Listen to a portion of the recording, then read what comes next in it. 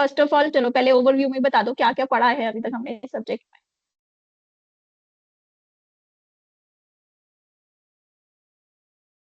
कुछ तो याद होगा, कुछ कुछ टॉपिक्स ये हमने डिस्कस करे थे।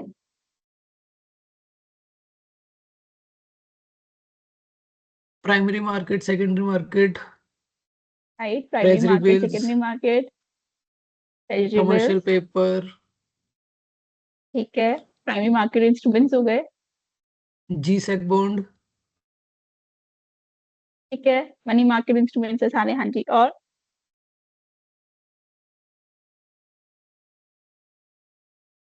बिजनेसेस के बारे में, स्मॉल बिजनेस, एमएसएमई। ठीक है, कुछ बैंक्स भी पढ़े थे। Yes ma'am. बैंक्स पढ़े थे, बैंक्स के रिस्क पढ़े थे। ठीक है, चलो फिर स्टार्ट करते हैं। हाँ। First of all, this is was your syllabus. ठीक है, तो first unit was about the financial intermediation and disintermediation. इसमें हमने इनका कॉन्सेप्ट पढ़ा, बेनिफिट्स पढ़े, क्या ड्रॉबैक्स हो सकते हैं वो सब पढ़े। Then we have studied the regulatory framework, इसमें हमने चार तुम्हारे मेन रेगुलेटर्स के फंक्शंस पढ़े। राइट, उसके बाद in the next unit was about the depository institution of banking. ठीक है, इसमें हमने बैंकिंग प्रिंसिपल्स पढ़े, प्रोसेस ऑफ क्रेडिट क्रिएशन पढ़ा, डिफरेंट टाइप ऑफ रिस्क पढ़े जो बैंक फेस करते हैं। Next in the third unit हमने क्या पढ़ा था, प्राइमरी मार्केट, सेकेंडरी मार्केट पढ़ा, कॉन्सेप्ट पढ़ा, उसके इंस्ट्रूमेंट्स पढ़े। इन द फोर्थ यूनिट हमने डेट मार्केट पढ़ा, जिसमें हमने mainly money market and bond market study करा था। ठीक है, then in the fifth unit हमने different type of fee based and fund based services explore करी थी। इन द लास्ट यूनिट हमने कैपिटल अकाउंट कन्वर्टिबिलिटी पढ़ा, एडीआर पढ़े, जीडीआर पढ़े, फाइनेंशियल इंस्ट्रूमेंट्स जो इंटरनेशनल मार्केट में यूज होते हैं वो हमने पढ़े थे। ठीक है, now let's start with your first unit. First, it's a background of your financial system. ठीक है, कि फाइनेंशियल सिस्टम होता क्या है। चलो अब तो तुम सब पढ़ चुके हो क्या होता है financial system.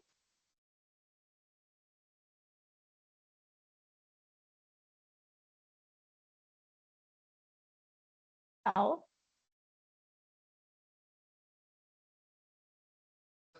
Ma'am, it is basically a set of institutions जहाँ पे हम अपने जो फंड्स होते हैं, कमोडिटीज होते हैं, उनको बाय और सेल करते हैं। ठीक है, फाइनेंशियल सिस्टम क्या है, it is basically a set of institution जहाँ पे तुम्हारे बैंक्स आएंगे, ठीक है, इंश्योरेंस कंपनीज आएंगी, डिफरेंट टाइप ऑफ एनबीएफसीज हो गए, ठीक है, स्टॉक एक्सचेंज हो गए, इन सबको कंबाइन करके हम एक सिस्टम बनाते हैं। ठीक है, and what is the purpose of creating this system, it is for the exchange of funds. ठीक है, एक्सचेंज ऑफ फंड्स मतलब from your savers the fund is moving from the savers to the borrowers. Right, clear है सबको। Yes ma'am. In the financial system, borrowers, lenders, investors exchange current funds to finance the projects, either for the consumption or for the productive investments, and to pursue a return on their financial assets. So, the basic function क्या है तुम्हारे financial system का? It is the efficient allocation of resources, right? Then जो तुम्हारा financial system है, mainly उसके main functions क्या है? ठीक है, अभी हमने डिस्कस करे एक्सचेंज ऑफ फंड है। ठीक है, that is the basic function. ठीक है, उसके बाद what are the other function, it is for it has the purpose of producing information about the possible investments and allocating capital. ठीक है, अगर तुम्हारा फाइनेंशियल सिस्टम एफिशिएंट होगा तो वहां पे तो क्या होगा, तुम्हारी इंफॉर्मेशन सिमेट्री होगी, everyone has equal information about the product, about the market. ठीक है, सारी जो कंपनीज तुम्हारी ऑपरेट करती है फाइनेंशियल सिस्टम में वो एक प्रॉपर डिस्क्लोजर करेंगी about their functionings. Right, then second function is monitoring investment, exerting corporate governance and after providing finance. क्या मतलब होगा इसका?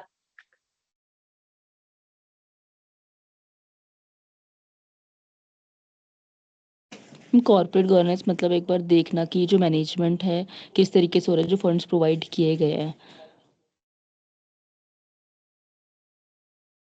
कि जो भी जैसे अब कॉर्पोरेट गवर्नेंस क्या है कि how your company is managed. ठीक है, तो जो फर्म है वो किस लिए वर्क कर रही है, they are working for their shareholders, ठीक है, ओनर्स के बिहाफ पे वर्क कर रहे हैं। जो भी मैनेजमेंट है they work on the behalf of the share holders, ठीक है।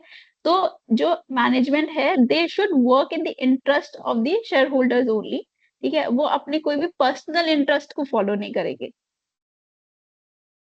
राइट, ठीक है, और कोई भी एक एक्सेसिव रिस्क टेकिंग एक्टिविटी में वो इंडल्ज नहीं होंगे। Then third function is the facilitating trading, diversification and the management of risk. अब इसका क्या मतलब है?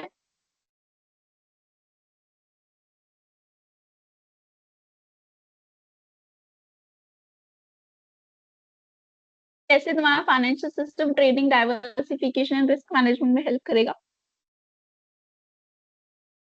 अब अगर फाइनेंशियल सिस्टम एफिशिएंट होगा तो हम बहुत सारे शेयर्स में और स्टॉक्स में इन्वेस्ट कर सकते हैं, तो डाइवर्सिफिकेशन होगा उससे और ट्रेडिंग में हेल्प मिलेगी। और डाइवर्सिफिकेशन मतलब, हाँ जी, तुम different type of financial securities में पैसे इन्वेस्ट कर पाओगे, डिफरेंट टाइप ऑफ सिक्योरिटीज में पैसे इन्वेस्ट करोगे। एंड ट्रेडिंग, अगर इन दी फाइनेंशियल सिस्टम तुम्हारा स्टॉक एक्सचेंज एग्जिस्ट कर रहा है, then you will be able to trade your securities, ठीक है। Diversification, through the diversification you will be better able to manage your risk, ठीक है, तुम अपने रिस्क को रिड्यूस कर पाओगे, ठीक है। Instead of investing your whole amount into single security, तुम उस अमाउंट को डिवाइड करोगे इन डिफरेंट सिक्योरिटीज, ठीक है।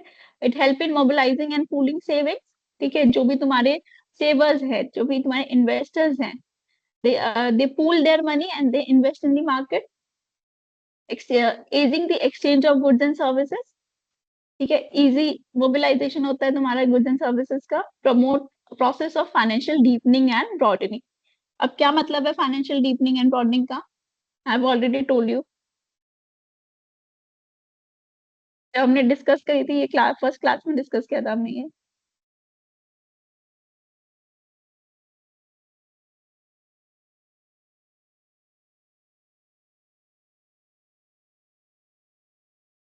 बताओ।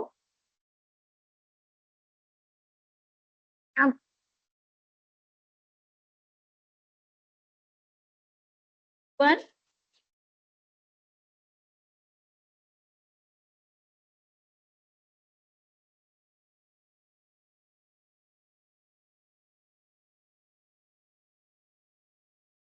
मैम फाइनेंशियल डीपनिंग मतलब how many number of transactions are done, कितनी वॉल्यूम ट्रांजैक्शंस की हुई हैं। और फाइनेंशियल ब्रॉडनिंग मतलब कितने नंबर ऑफ इंडिविजुअल्स को हम फाइनेंशियल सर्विसेज प्रोवाइड कर रहे हैं। देखो फाइनेंशियल डीपनिंग इज मोर और लेस तुम रिलेट कर सकते हो फाइनेंशियल इंक्लूजन से, ठीक है, कि कितने तुम इंडिविजुअल्स को केटर कर पाए हो, कितने तुम बिजनेसेस को केटर कर पाए हो, ठीक है। It's like expanding your base, ठीक है, तुम ज्यादा से ज्यादा लोगों को लिंक करोगे टू दी फाइनेंशियल सिस्टम, ठीक है। फाइनेंशियल ब्रॉडनिंग क्या है? It is the providing variety of services, variety of financial product, ठीक है, तुम number of financial institution increase करोगे, ठीक है, in order to increase the financial services. Clear हुआ सबको? Yes ma'am. Then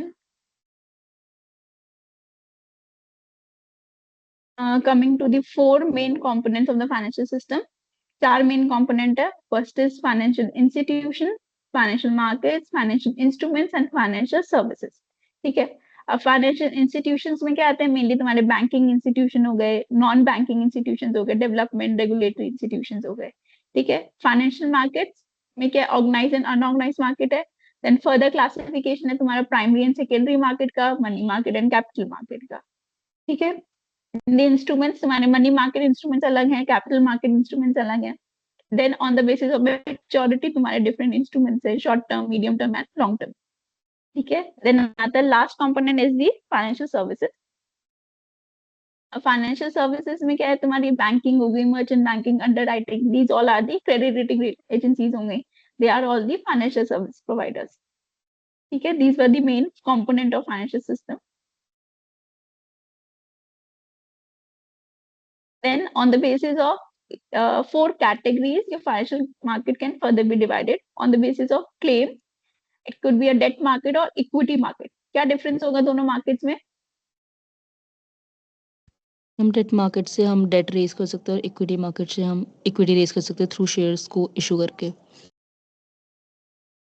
but what is the basic difference कि debt market से तुम डेट रेज कर रहे हो तो तुम्हारा डिफरेंस क्या है डेट एंड इक्विटी में? In both ma'am the cases you are raising money. Debt में जो इंटरेस्ट की पेमेंट होती है वो मैंडेटरी होती है और इक्विटी मार्केट में जो डिविडेंड होता है वो अपने हिसाब से दे सकते हैं, ऑप्शनल होता है। जो डेट होता है it is like a borrowing for the company, ठीक है। In the equity market you will giving the investors the ownership of the company, ठीक है। तो डेट में क्या है, it is the borrowing, equity क्या है, ओनरशिप दे रहे हो तुम कंपनी की। जब when you are raising a debt तुम एक फिक्स्ड इंटरेस्ट पे करोगे, ठीक है। ओवर द पीरियड ऑफ जो भी तुम्हारा डेट इंस्ट्रूमेंट का टाइम पीरियड होगा उस टाइम पीरियड पे तुम एक इंटरेस्ट पे करोगे टू योर इन्वेस्टर्स, ठीक है, जो भी तुम्हारे डेट होल्डर्स होंगे। इन द इक्विटी तुम क्या रिटर्न प्रॉमिस करते हो? एक तो जो तुम्हारे इन्वेस्टर्स है उनको ओनरशिप स्टेक है, दूसरा there is the capital appreciation. But जो उनका फिक्स्ड रिटर्न है जो in the form of dividend होता है दैट इज नॉट फिक्स्ड, ठीक है। अगर कंपनी की प्रॉफिटेबिलिटी अच्छी हुई then company can give the dividend, otherwise it will not, ठीक है। तो that is the basic difference between your debt and equity. Then comes on the basis of maturity of claim, money market and capital market. क्या difference है money market and capital market में? बहुत बार discuss कर money चुके हैं हम ये, market short term के लिए होता है और capital market long term. Right, ठीक है। Then third is by the timing of delivery, cash market and futures market. क्या डिफरेंस होगा दोनों में?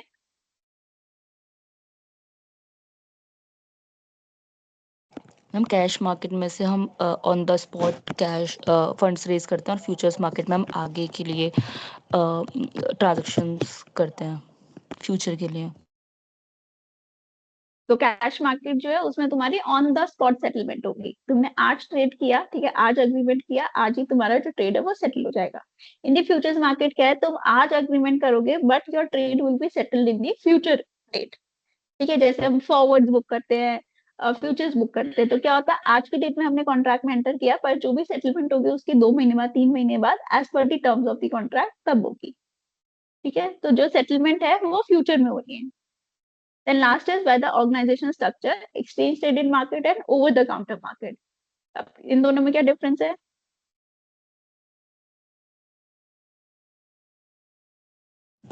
हम एक्सचेंज ट्रेडेड मार्केट में फ्यूचर्स को डील करते हैं जिसमें बीच में एक इंटरमीडिएट होता है, मतलब सेंट्रल पार्टी होती है।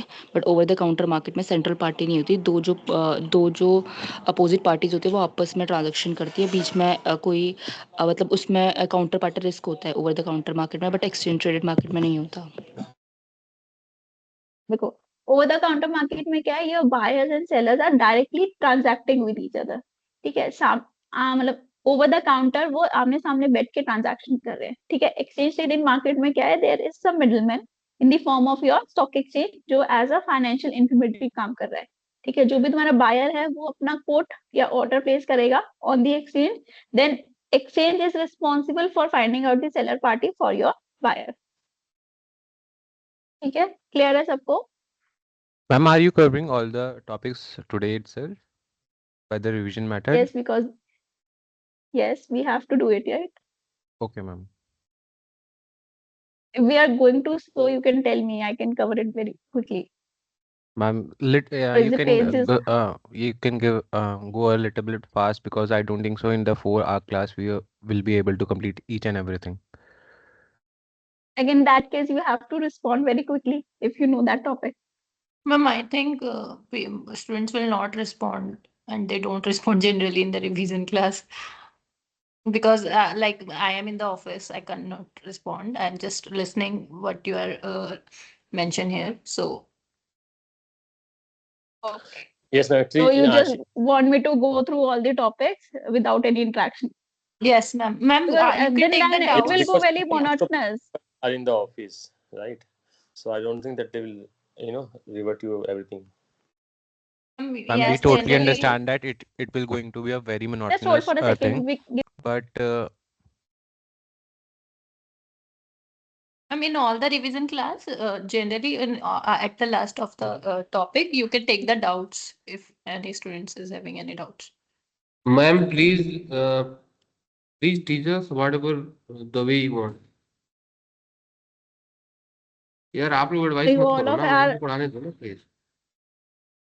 चलो ठीक है, सबकी ओपिनियन मैटर करती है, बट देखो अगर फिर या तो ऐसा करते हैं, आई एक्सप्लेन दी स्लाइड, ठीक है, अगर तुम्हें कोई डाउट है you can stop it there, ठीक है, क्योंकि अगर मैं लास्ट में लूंगी and then you will ask me कि मैम उस स्लाइड में क्या था, it will be problematic. Ma'am ठीक अच्छा है, जा तो रहा है, तुम इंटरेक्टिव है, इंटरेक्टिव होना यस ही मैम, चाहिए ये वाला मैम, बात सही है जो अदरवाइज आपने कोई लास्ट में फायदा नहीं बोला है। है।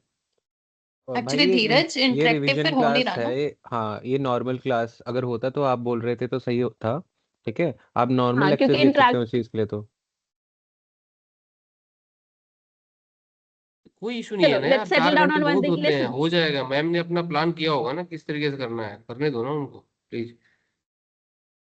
अच्छा चलो लिसन टू मी, ठीक है, ऐसा करते हैं, ठीक है, मैं स्लाइड कवर करती हूँ, ठीक है, I think whatever I think is important in that slide I cover that, अगर तुम्हें नहीं समझ आता then you guys can speak out, ठीक है, अदरवाइज हम आगे मूव ऑन करेंगे नेक्स्ट स्लाइड पे, ठीक है, I think that will be okay with everyone. बोलो, यस यस मैम। अगर यस डाउट मैम। है देन यू कैन से नहीं एनीथिंग। भाई, बोल नहीं, हैंड रेस करेंगे या मैसेज करेंगे आपको? नहीं बोल देना, क्योंकि मैं बीच में अगर when I am explaining I won't be able to look at the chat. Yes, ma'am. If anybody या had तो the doubts, they can raise the hand or just unmute just yourself note down and your speak. हाँ, unmute yourself, say it on that time, और या फिर लिख लेना, you can ask me in the end of the class,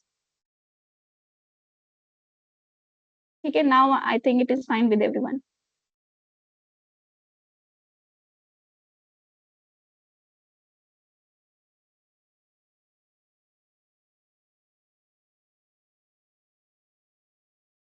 Let's move on.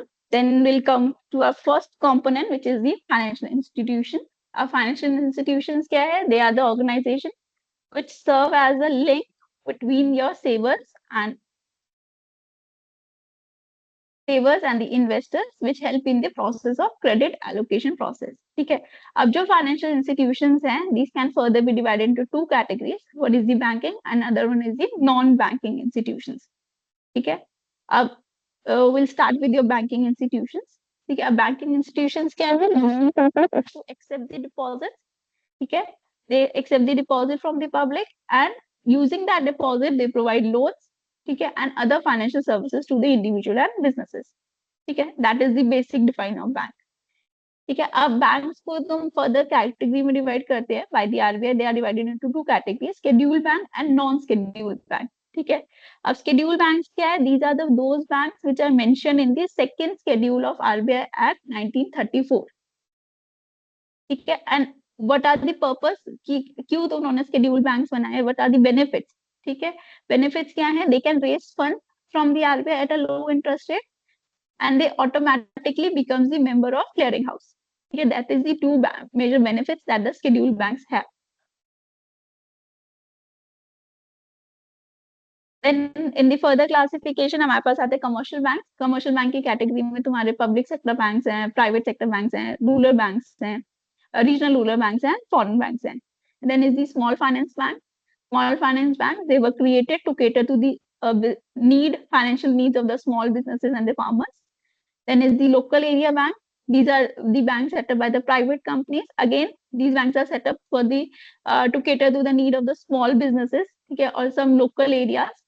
Then there comes the specialized banks, which were set up by your government for specific purpose. For example, it's SIDBI.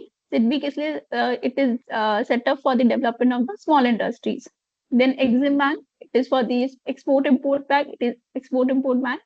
Then the NABARD is for the rural area bank, payment bank, cooperative banks. Okay, these are the categories of the banking institutions. Then comes your non-banking institutions. Then how your non-banking institution is different from your banking institution. सबसे पहला तुम्हारा main difference आता है जो banking non banking institutions होते हैं, they offers the service like of the bank, they offers banking services but they do not have banking license. ठीक है, तुम्हारे बैंक जैसा ही काम करेंगे बट इनके पास बैंक का लाइसेंस नहीं होता है। ठीक है, then what are the three major differences between the banking and non-banking institutions are? First is NBFCs cannot accept demand deposits. Okay. Then second is that they are not the part of payment and settlement system, so they cannot issue checks or drawn on themselves. जैसे for example तुम SBI का check issue कर सकते हो, ठीक है, but अगर तुम बजाज फाइनेंस की बात करो, बजाज फाइनेंस तुम्हें कोई चेक बुक इशू नहीं करता है, ठीक है. Then last is the deposit insurance facility. तो डिपॉजिट इंश्योरेंस फैसिलिटी में क्या है कि whatever amount you have deposited with the bank, ठीक है, तुमने अगर SBI के साथ कोई अमाउंट डिपॉजिट किया है तो अप टू 5 लाख जो SBI है तुम्हें इंश्योरेंस देता है कि 5 लाख तक आपका अमाउंट जो है सिक्योर्ड है, ठीक है. But this deposit insurance facility is not available in NBFCs. I hope it is clear to everyone. Yes, ma'am. बनाते हैं. Next is the next component तुम्हारा क्या था? Financial market. ठीक है, फाइनेंशियल मार्केट क्या है? It is the market place जहां पे तुम्हारी मेनली एक्सचेंज हो रहा है गुड्स एंड सर्विसेज का. ठीक है, अब फाइनेंशियल मार्केट में कौन से तुम्हारे मतलब गुड्स क्या होंगे? इसमें तुम्हारे फाइनेंशियल प्रोडक्ट्स होंगे, बेसिकली स्टॉक्स हो गए, बॉन्ड्स हो गए, करेंसी हो गई, कमोडिटीज हो गए, इनका एक्सचेंज होगा. ठीक है. देन है तुम्हारी capital market, money market. We have already discuss this. Financial instruments में तुम्हारे इक्विटी बेस्ड इंस्ट्रूमेंट्स हो गए, stocks, ETF, mutual fund. Debt based instruments हो गए, bonds and debentures. Then other type तुम्हारे फाइनेंशियल इंस्ट्रूमेंट्स क्या हो सकते हैं? Money market and capital market instruments हो सकते हैं. ठीक है, this will be discuss in your 4th unit. Financial services. अब फाइनेंशियल सर्विसेज में तुम्हारी fund based services and fee based services आती है. ठीक है, फंड बेस्ड इज बेसिकली जहाँ पे तुम्हारा एक amount, major lump sum amount involve होगा. फी बेस्ड सर्विसेज क्या है? It is the commission based services.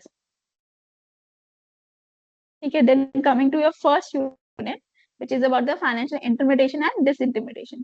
अब financial intermediation क्या है? It is the existence of some middleman between your buyers and the sellers of financial product. ठीक है. For example, अगर तुम banks की बात करो, bank work as a financial intermediary between the borrowers and the lenders.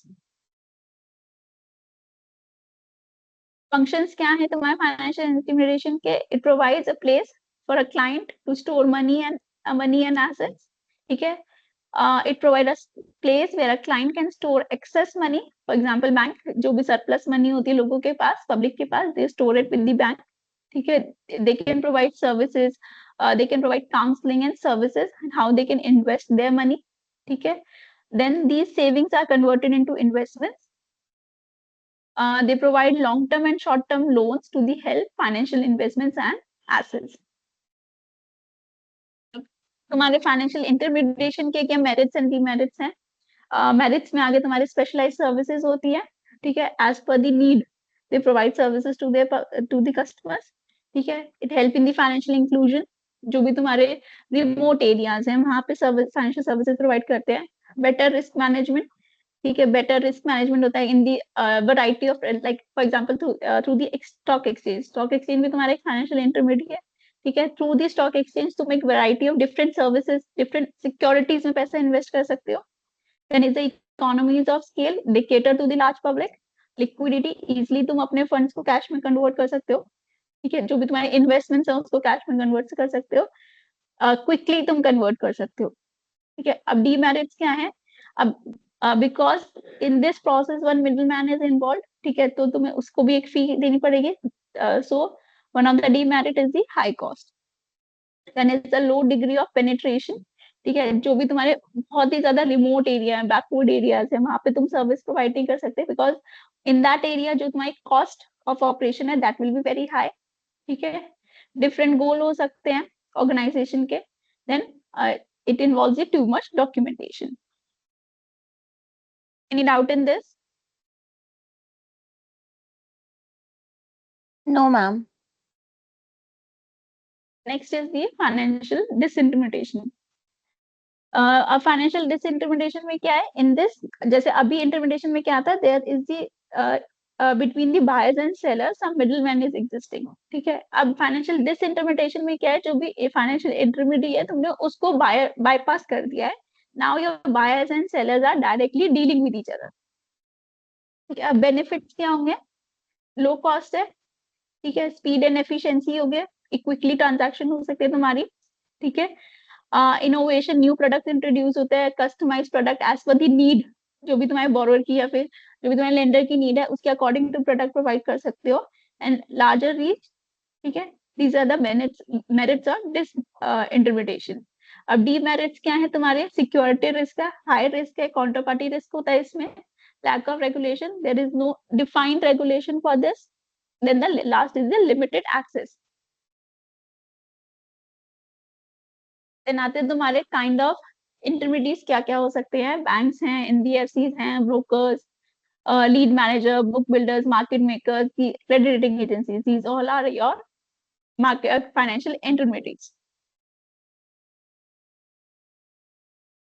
Then है your contemporary issues faced by the Indian financial sector. अब contemporary issues में सबसे पहला issue है is the rising NPA levels.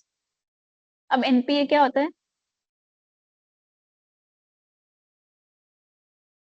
Non profitable accounts. performing assets. Non-performing assets होता क्या है? We have already discussed this in detail. कितने दिन में NPA होता है? 90 days. 90 days.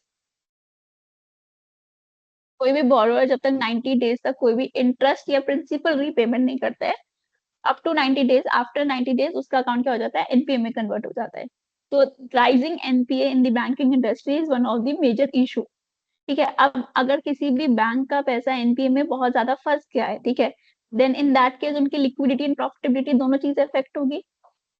ठीक है, तो अभी के केस में बैंक का मेन जो भी एजेंडा होता है that is to reduce their NPA levels.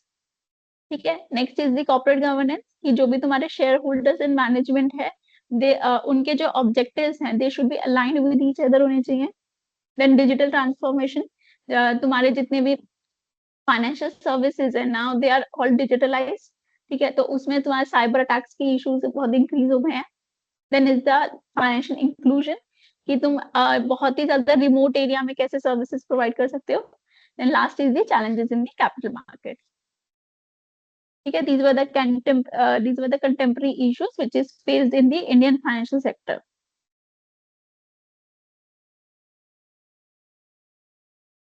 Then we come to the regulatory framework of Indian financial market.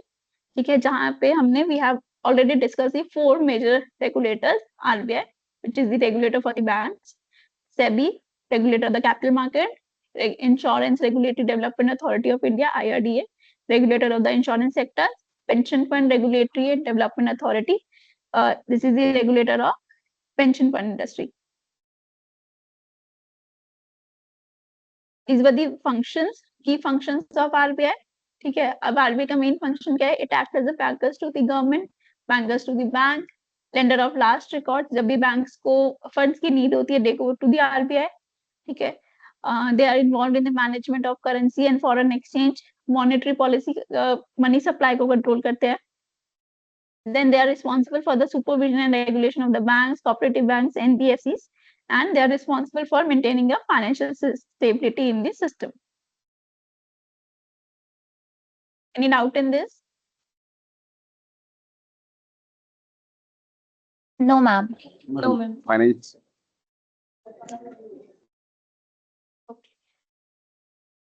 Then comes the objective and key function of SEBI.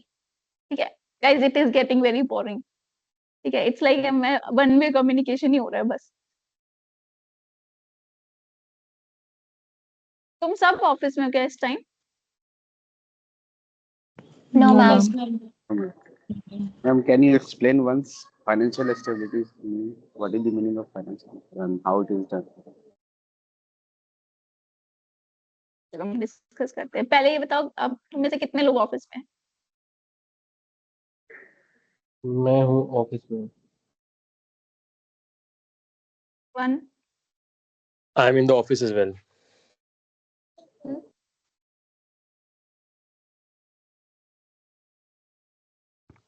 दो ही तो लोग हैं ऑफिस में, बाकी लोग तो बोल सकते हैं।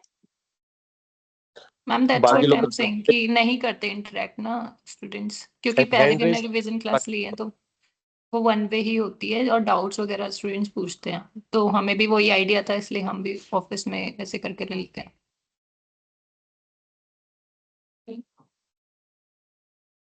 अच्छा, जो ऑफिस में नहीं है वो तो रिस्पॉन्ड कर सकता है, ठीक है। ये चलो क्वेश्चन के आंसर मत करना, यस नो तो बोल सकते हो, समझ आया नहीं आया yes ma'am. Yes ma'am. Yes, ma'am. इतना तो कर ही सकते हो, क्योंकि यार मतलब it is getting very monotonous, it is like I am talking to myself. Yes ma'am. मुझे एकदम पता ही नहीं चलेगा कि सामने वाले को समझ आ रहा है नहीं आ रहा है, ठीक है।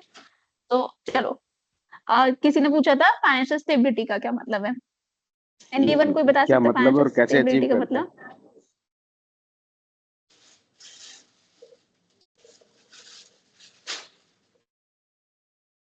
जस्ट वेट फॉर 2 सेकेंड्स, अगर कोई बता सकता है तो प्लीज बताओ।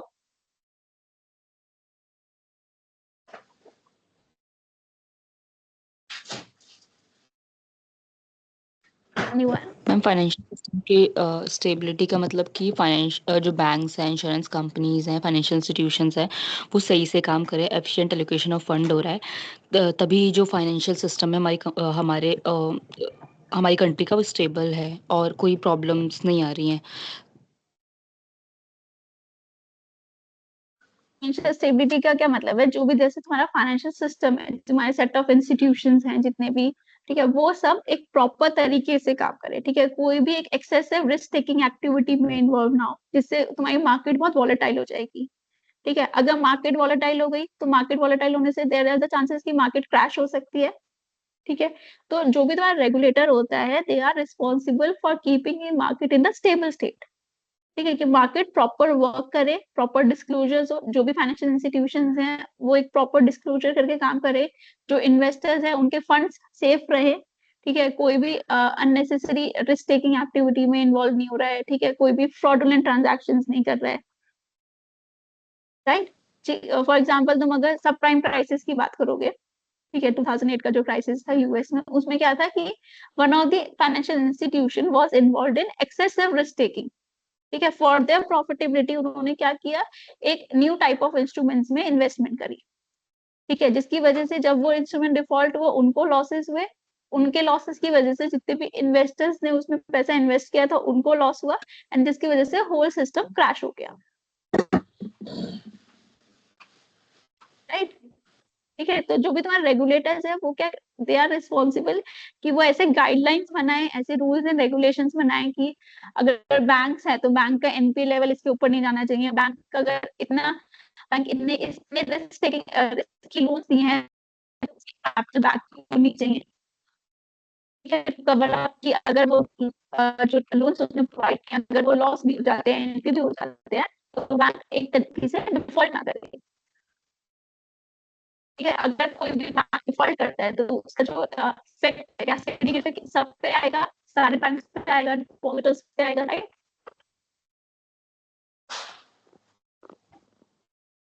क्लियर है?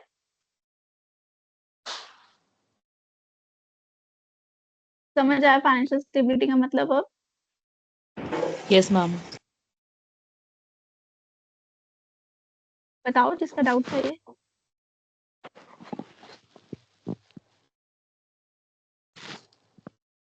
कह रहे सबको फाइनेंशियल स्टेबिलिटी का मतलब कि हमें जो फाइनेंशियल सिस्टम है उसको एक स्टेबल बनाना है, एक एफिशिएंट सिस्टम बनाना है, जहाँ पे प्रॉपर डिस्क्लोजर होगा, ठीक है, प्रॉपर ट्रांजैक्शंस होगी, इन्वेस्टर्स की जो मनी है that will be in the safe hand.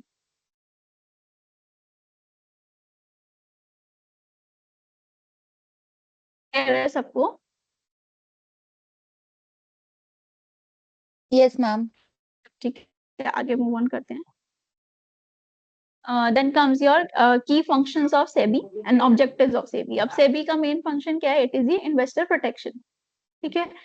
In first main function is the investor protection. Then is the development and the regulation of security market. Capital market की जितनी भी regulations है, guidelines है, those all are formed by the SEBI. ठीक है? अब main functions में क्या है? Regulation, supervision, investor protection, market development, enforcement and education, ठीक है, किसी को पेनल्टी चार्ज करनी है तो सेबी उसके लिए रिस्पॉन्सिबल है, ठीक है। कोई भी कंपनी किसी भी कोई भी एक मैल प्रैक्टिस में इन्वॉल्व होती है तो उसमें कोई भी जो पेनल्टी है वो कौन चार्ज करेगा? सेबी चार्ज करेगा। Then last is the investor education and awareness. Then आते हैं की functions of IRDA. IRDA is the regulator of insurance sector, ठीक है। तो जो भी तुम्हारे पॉलिसी होल्डर्स हैं उनके इंटरेस्ट को प्रोटेक्ट करना है, ठीक है। तो IRDA is responsible for protecting the interest of policy holders for the development of the insurance sector, to ensure कि तुम्हारा जो इंश्योरेंस सेक्टर है उसमें फेयर कंपटीशन हो, ठीक है। Then last is the PFRDA. PFRDA इसलिए पेंशन सेक्टर के लिए, ठीक है। तो फर्स्ट ऑब्जेक्टिव क्या होगा? It is the protection of subscriber interest, ठीक है। Second is the regulating pension funds, registration of pension funds, approval of pension products, ठीक है, and the development of pension sector. These were the main functions or the objective of PFRDA. Then आते हैं हम depository institutions में। Depository institutions में तुम्हारे banks आ गए, credit cooperative societies आ गए, सेविंग इंस्टीट्यूशंस, ये सब आते हैं। Bank, this you already know. Then these are the main principles of lending, ठीक है। प्रिंसिपल ऑफ सेफ्टी, ठीक है, ये जो तुम्हारी मनी इन्वेस्ट तुमने बैंक में डिपॉजिट करी है, it is in the safe hand. Principle of liquidity, ठीक है, तुम कभी भी उस अमाउंट को विड्रॉ कर सकते हो। प्रॉफिटेबिलिटी, ठीक है, अब बैंक इज रिस्पॉन्सिबल, क्या मतलब होगा प्रॉफिटेबिलिटी का?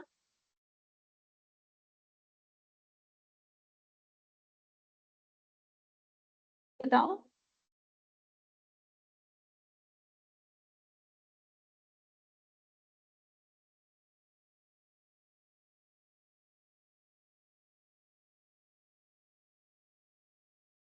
क्या मतलब होगा प्रिंसिपल?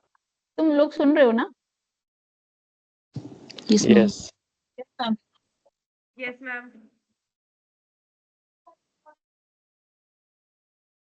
देखो, अब जो बैंक है it is working for the commercial purpose, ठीक है। तो ये नहीं है कि they will invest their funds in the non profitable activities, ठीक है।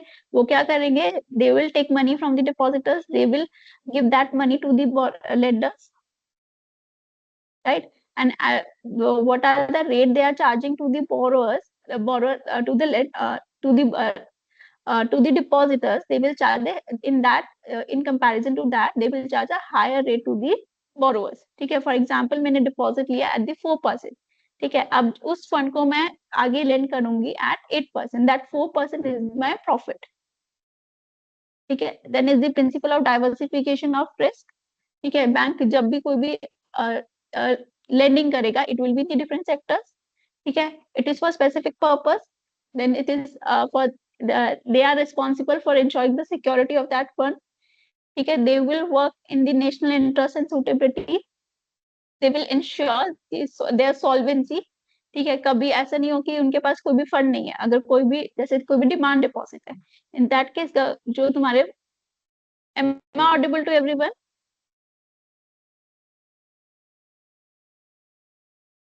Yes, ma'am. Yes, ma'am.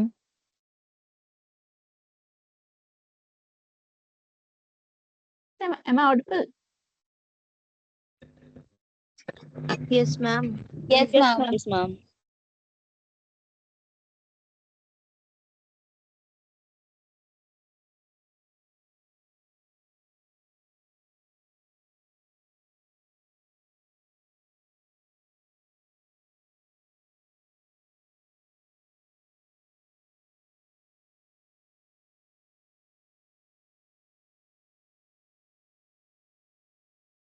Am I audible? Yes, ma'am. Yes, ma'am. Yes, ma'am. तो पहले भी तुम लोगों ने कुछ बोला था क्या? Yes, ma'am बोला था। मेरे पास नहीं आ रही थी voice. I think something was wrong with my earphones. अभी तक यहाँ तक कोई डाउट किसी भी प्रिंसिपल में? No, ma'am. Excuse me, ma'am. Excuse me, हम ma'am. आते थे प्रिंसिपल ऑफ सॉल्वेंसी पे। हाँ जी, Ma'am, can you please explain point number 7, principle of national interest and suitability? Suitability. देखो, प्रिंसिपल ऑफ नेशनल इंटरेस्ट क्या है कि देखो बैंक जो भी काम कर रहा है that is in the interest of the nation. ठीक है, कोई भी इलीगल एक्टिविटी को वो फंड नहीं करेगा। ठीक है, कोई भी टेररिज्म एक्टिविटी को वो फंड नहीं करेगा। ठीक है, अब क्लियर है? Yes, ma'am. Yes. Then is the principle of solvency. Solvency में क्या है कि बैंक रन नहीं होना चाहिए, कि अगर जो भी तुम्हारे डिमांड डिपॉजिट्स है बैंक के पास, ठीक है, उसके बाद अगर कोई भी सारे एक साथ इंडिविजुअल अगर बैंक के पास पैसे लेने आ जाते हैं, ठीक है, या तो वो बैंक ऐसा नहीं हो कि उसके पास फंड्स ही नहीं है। ठीक है, अगर बैंक के पास फॉर एग्जाम्पल 100 का डिपॉजिट है, ठीक है, तो वो ऐसा नहीं करेगा कि 100 के 100 रुपीज वो लेंड करेगा। They will maintain some margin with themself. ठीक है, एंड सॉल्वेंसी में you can also talk about the debt equity ratio of the bank. ठीक है, जितना बैंक का इक्विटी है एंड डेट है, they have to maintain it with in some stipulated guidelines. Then is the principle of providing services. They are involve in providing financial services. Principle of secrecy, जो भी उनके पास information है वो confidential रखेंगे। Principle of specialization and modernization, specialized services provide करेंगे to their customer. Modernization in this you can talk about the digital transformation of their services। ठीक है, मोबाइल बैंकिंग हो गया, इंटरनेट बैंकिंग हो गया। क्लियर है सबको? Yes, ma'am. अब देन आते हैं तुम्हारे products and services offered by the bank, जिसमें तुम्हारे एसेट बेस्ड सर्विसेज हैं, लोन्स जिसमें बेसिकली तुम्हारे हैं। ठीक है, credit card, education loan, auto loan, personal loan, consumer loan, जितने भी टाइप ऑफ लोन बैंक देखता है, they are the asset based product. Then the liabilities में तुम्हारे क्या आती है? लाइबिलिटीज में तुम्हारे मेनली डिपॉजिट्स आते हैं। ठीक है, डिपॉजिट सेविंग अकाउंट हो गया, करंट अकाउंट हो गया, zero balance, NRI deposit, senior citizen deposit, जितने भी डिपॉजिट्स हैं, these are the liability based product. Miscellaneous services में लॉकर हो गया तुम्हारा, एनईएफटी, आरटीजीएस। ठीक है, कलेक्शन ऑफ टैक्सेस हो गया। These are the miscellaneous services which are provided by the banks. Then comes your next topic is the NPA। NPA में क्या था? हमने पढ़ा था जब up to 90 days, ठीक है, बैंक जो तुम्हारा अकाउंट है वो स्टैंडर्ड अकाउंट रहता है। ठीक है, आफ्टर 90 डेज अगर उसमें कोई भी इंटरेस्ट या फिर प्रिंसिपल रीपेमेंट नहीं हो रही है, ठीक है, तो वो अकाउंट क्या हो जाता है? एनपीए हो जाता है। ठीक है, अब एनपीए भी तुम्हारे इन फर्दर 3 कैटेगरीज में डिवाइडेड है। First is your substandard assets, second is your doubtful asset and the loss assets। अब substandard assets क्या है? Account remained in this category remain NPA for the period of 12 months। ठीक है, 12 months के time period में वो substandard category में रहता है। After that, from the substandard, it move on to the doubtful asset category and it stays there for 12 months। ठीक है, अब उसके बाद भी अगर कुछ भी अमाउंट उसमें रिकवर नहीं होता है तो वो कहाँ मूव ऑन कर जाता है? It move into the category of loss assets. ठीक है, यहाँ से देखो क्लियर होगा। अब 90 डेज हुआ, जो भी लोन है अगर उसमें कोई भी रीपेमेंट नहीं हो रहा है इन द फॉर्म ऑफ इंटरेस्ट और द प्रिंसिपल, तो अब 90 डेज टाइम पीरियड में वो एनपीए में कैटेगराइज हो जाएगा। अब एनपीए में there are 3 categories, substandard, doubtful and loss assets. Substandard में क्या है? Up to 12 months substandard category में रहेगा, मोर देन 12 मंथ्स डाउटफुल में, and after that loss assets. ठीक है, moving on to your standard assets. अब standard assets में भी तुम्हारी 3 कैटेगरीज है। ठीक है, एक तो रेगुलर अकाउंट हो गया जहां पे तुम्हारा कोई भी डिफॉल्ट नहीं है। ठीक है, सिंगल डे का भी कोई डिफॉल्ट नहीं है, जैसे ही तुम्हारे अकाउंट में इंस्टॉलमेंट दी हुई वैसे ही तुमने अमाउंट रिकवर कर लिया। ठीक है, बट अगर उसमें भी 1 डे का भी डिले होता है, ठीक है, इन दी रिकवरी, तो अप टू 30 डेज अकाउंट्स तुम्हारी एसएमए 0 कैटेगरी में रहता है। SMA is special mention account. ठीक है, देन SMA 1 कैटेगरी में रहेगा from 31 days to 60 days and SMA 2 category में रहेगा फ्रॉम 61 to 90 days। ठीक है, I hope it is clear to everyone. Yes, ma'am. अब ये प्रोविजनिंग है बैंक्स की कि बैंक, अब मैं तुम्हें बोला था कि जितना भी एनपी लेवल है या फिर कोई भी रिस्की लोन बैंक ने किया तो उसके अगेंस्ट बैंक को एक कैपिटल रखना पड़ता है, दैट इज दी प्रोविजनिंग। ठीक है, provision means amount of money that a bank set aside from its profit to cover potential losses in the future।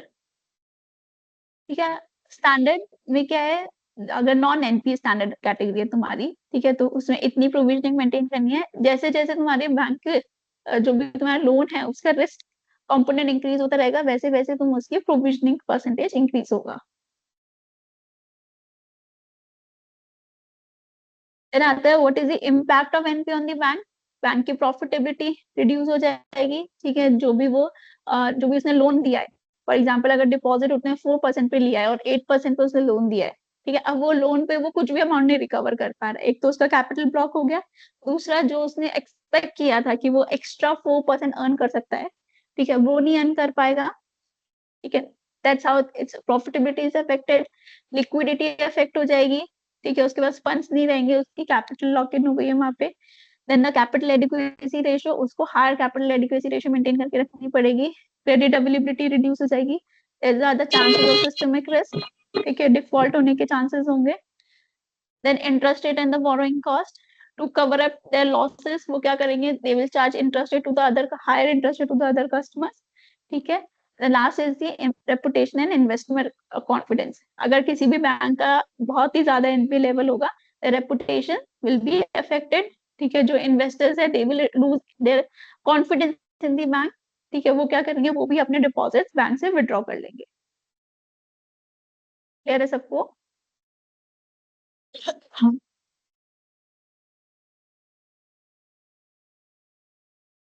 Then आता है एनपीए मैनेजमेंट एंड रेजोल्यूशन, कि बैंक तुम्हारे जो एनपीए लेवल्स हैं उनको कैसे मैनेज कर सकते हैं। ठीक है, how can they reduce there NPS level. First is the loan restructuring. Loan restructuring में क्या है कि अगर फॉर एग्जांपल तुम्हारा कोई बोरोवर ने डिफॉल्ट किया, ठीक है, तो तुमने उसको 5 ईयर का लोन दिया था, तो you will ask your customer, please mute yourself, you will ask your customer कि आपका जो टर्म है ऑफ द लोन हम एक्सटेंड कर सकते हैं।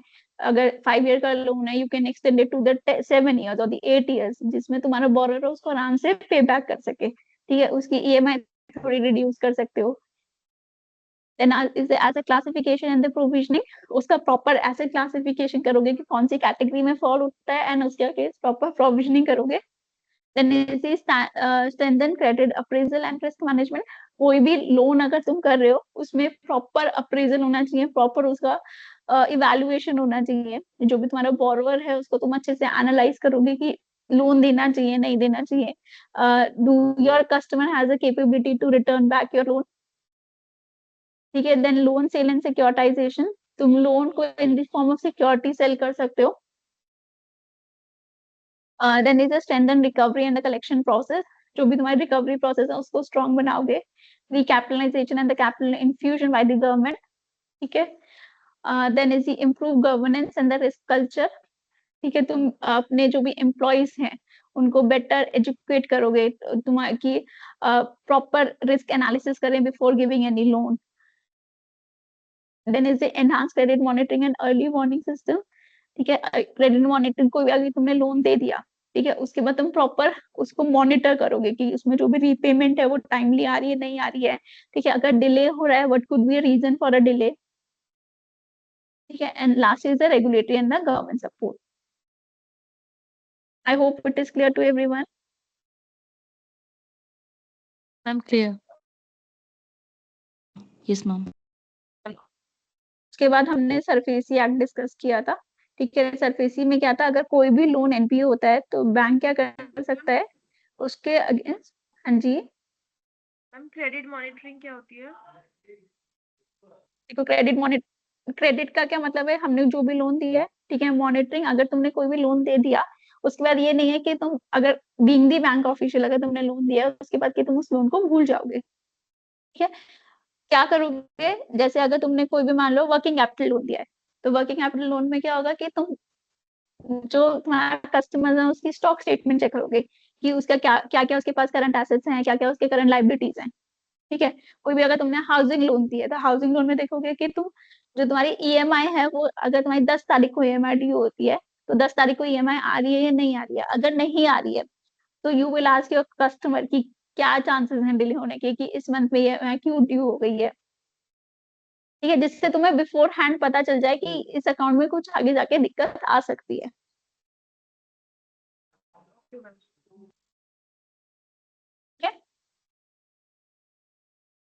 अब नेक्स्ट हमने डिस्कस किया था सरफेसी एक्ट। ठीक है, सरफेसी एक्ट में क्या था कि जो भी बैंक के एनपीएस है उसको वो कैसे इजीली रिकवर कर सकते हैं, रैपिड रिकवरी कर सकते हैं सरफेसी में।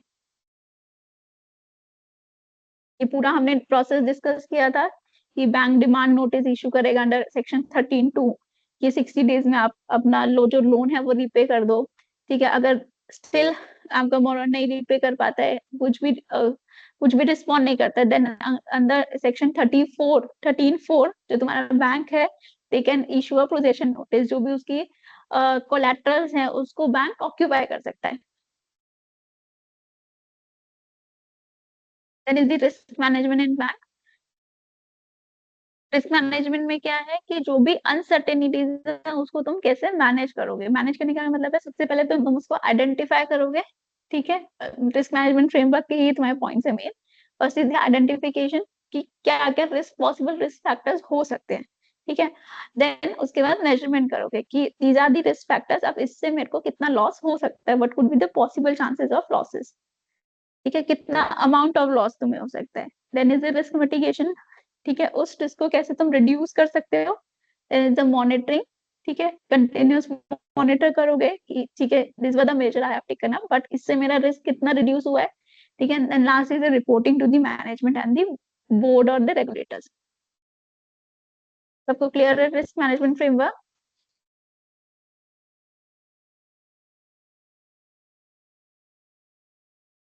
Yes ma'am. और कंपोनेंट ऑफ रिस्क मैनेजमेंट में भी तुम्हारी यही पॉइंट्स है मेनली। ठीक है, रिस्क आइडेंटिफिकेशन, मिटिगेशन, ठीक है, कंटीजेंसी प्लानिंग होनी चाहिए, continuous improvement and adaptation plan होना चाहिए। देन आते हैं तुम्हारे, अब इसमें हम 3 टाइप्स ऑफ रिस्क तुम्हारे डिस्कस करेंगे। First is the credit risk. अब क्रेडिट रिस्क क्या होता है?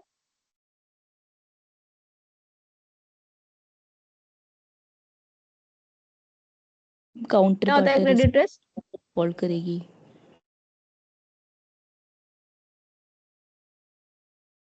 क्रेडिट रिस्क क्या है कि जो भी तुमने लोन दिया है, ठीक है, या फिर जो भी तुम्हारी काउंटर पार्टी, तुम्हारा कोई भी अग्रीमेंट है, ठीक है, कोई भी उसमें जो तुम्हारी काउंटर पार्टी है they fail to fulfil their obligation. ठीक है, तो इसमें तुम्हारे क्रेडिट रिस्क है, there could be a different sources. Borrower risk है, काउंटर पार्टी रिस्क है, कंसंट्रेशन है, collateral and country risk. Then आते हैं क्रेडिट रिस्क मैनेजमेंट में तुम्हारे what could be a possible recovery measures क्या हो सकते हैं, कि what could be a steps कि तुम उसको बेटर मैनेज कर पाओ। ठीक है, तो first is a proper credit appraisal. ठीक है, तुम जब भी कोई भी लोन करोगे उसमें प्रॉपर एनालिसिस करोगे ऑफ योर बोरोवर, कि बोरोवर के सारे कितने कोलैटरल्स हैं, what are the securities he is offering to your bank. ठीक है, उसके बाद कि उसकी कैपेबिलिटीज क्या है, उसकी अर्निंग एबिलिटीज क्या है, कि जो भी उसकी ईएमआई है उसको वो पे कर पाएगा नहीं कर पाएगा। ठीक है, then is the monitoring. Loan दे दिया तुमने, उसके बाद यू विल सी कि वो जो लोन अकाउंट है इट इज वर्किंग प्रॉपर्ली और नॉट। ठीक है, रिस्क मिटिगेशन। ठीक है, अब रिस्क मिटिगेशन में क्या है, इन दिस जैसे तुम एक ही सेक्टर को लोन नहीं दोगे। ठीक है, you will diversify your loan to the different sectors. ठीक है, कॉन्सेंट्रेटेड लेंडिंग नहीं करोगे। Then is credit recovery process, strong recovery measures adopt करोगे। Credit risk policies and the procedures to make your employees aware कि क्या क्या तुम्हारे check points हो सकते हैं, कि क्या तुम्हें डेट इक्विटी रेशो रखनी चाहिए, क्या तुम्हारी लिक्विडिटी रेशो होनी चाहिए, सॉल्वेंसी रेशोस कितनी होनी चाहिए। ठीक है, एक प्रॉपर तुम एक डॉक्यूमेंट बनाओगे। ठीक है, एक पॉलिसीज बनाओगे। ठीक है, सो दैट तुम्हारे जितने भी एम्प्लॉइज हैं वो अवेयर हो। क्लियर है सबको? Yes ma'am. Next was is your market risk. ठीक है, मार्केट रिस्क में क्या है, it is the potential loss due to the market factors. अब मार्केट फैक्टर्स में क्या आ सकते हैं, तुम्हारे interest rate, currency, commodity prices हो गए, इक्विटी प्राइसेस होना है, volatility risk. This all could be a source of risk. इसको मैनेज करने का वे क्या है? It is the hedging. ठीक है, इंटरेस्ट रेट हेजिंग कर सकते हो, करेंसी हेजिंग कर सकते हो, commodity hedging, equity hedging, you can use options and futures. ठीक है, to protect yourself from this type of risk. ठीक है, next we have study the structure note. Structure products क्या होते हैं? स्ट्रक्चर प्रोडक्ट को यूज करके कैसे तुम हेजिंग कर सकते हो या फिर अपने रिस्क को मिटिगेट कर सकते हो. ठीक है, तो इसमें हमारी ऑप्शन स्ट्रैटेजीज थी, कॉल ऑप्शन और put option. Then is the operational risk. Operational risk क्या है? It is the loss due to the inadequate or the failure of your internal process, people and system. ठीक है, अब इसमें main sources क्या हो सकते हैं? तुम्हारे इंटरनल फ्रॉड हो सकता है, एक्सटर्नल फ्रॉड हो सकता है. ठीक है, देन तुम्हारे साइबर सिक्योरिटी रिस्क हो सकते हैं, कोई भी साइबर क्राइम हो गया. ठीक है, सिस्टम फेलियर हो गया, प्रोसेस फेलियर हो गया. These all could be causes of your operational risk. How you can manage your operational risk and control? कि loss data collection and analysis करोगे कि जो भी तुम्हारे पुराने लॉसेस हुए हैं, what could be a source of that loss. ठीक है, सो दैट अगर तुम्हें सोर्स पता होगा, you will try to mitigate that in the futures. ठीक है, सिनेरियो एनालिसिस, स्ट्रेस टेस्टिंग करके देखोगे. You will assume adverse scenarios कि अगर मार्केट इतनी एडवर्स हो गई या फिर ये प्रोसेस अगर फेल हो गया, ठीक है, what could be the chances of losses. ठीक है, then is the training and awareness. ठीक है, तुम अपने एम्प्लॉयज को प्रॉपर ट्रेन एंड अवेयर करोगे. कोई पॉइंट है जिसमें किसी को डाउट है? Ma'am point number 2, loss data collection and analysis. देखो, लॉस डेटा कलेक्शन एनालिसिस क्या है कि जो भी तुम्हारे पास्ट में तुम्हारे लॉसेस हुए हैं, ठीक है, due to the operational factors. ठीक है, तुम उसका डेटा कलेक्ट करोगे, देन यू विल एनालाइज कि what could be a source, कि ये जो तुम्हारा जो लॉसेस हुए हैं, इनका लॉस होने का सोर्स क्या था, कि किस सिस्टम के फेलियर्स की वजह से या फिर तुम्हारे किसी एम्प्लॉय के फ्रॉड करने की वजह से ये लॉस हुआ है. ठीक है, अगर एम्प्लॉय के फ्रॉड करने की वजह से कोई लॉस हुआ होगा, तो you will make some check points कि तुम अपने जो एम्प्लॉयज हैं उसकी एक्टिविटीज को ट्रेस कर पाओ. ठीक है, कोई तुम्हारे प्रोसेस की वजह से फेलियर हुआ है, तो before implementing any process you will तुम उसका एक टेस्ट एनालिसिस करोगे, टेस्ट इम्प्लीमेंटेशन करोगे कि आगे जाके उसकी वजह से कोई लॉस ना हो तुम्हें. ठीक है, यस मैम. और ma'am scenario analysis and stress testing में जो हमारे वर्स्ट सिनेरियोज हैं उनको हम एनालाइज करेंगे, और स्ट्रेस टेस्टिंग में क्या कंसीडर करेंगे हम? देखो, सिनेरियो एनालिसिस में क्या होता है कि जैसे तुमने फॉर एग्जांपल तुम्हारे पास 4 फैक्टर्स हैं. ठीक है, तो सिनेरियो एनालिसिस में क्या करोगे? यू विल अज्यूम कि वो तुम्हारे 4 फैक्टर्स, ठीक है, एडवर्स सिनेरियो पे चले गए हैं. ठीक है, तुम्हारे एम्प्लॉय ने भी फ्रॉड कर दिया, तुम्हारा प्रोसेस फेलियर भी हो गया. ठीक है, सिनेरियो में क्या है? तुम ऑल फैक्टर्स को एक साथ एक एडवर्स सिनेरियो पे इमेजिन करोगे. स्ट्रेस टेस्टिंग में क्या है? यू विल सी कि एक फैक्टर्स अगर एडवर्स में जाता है, ठीक है, तो उसकी वजह से तुम्हारा लॉस क्या है.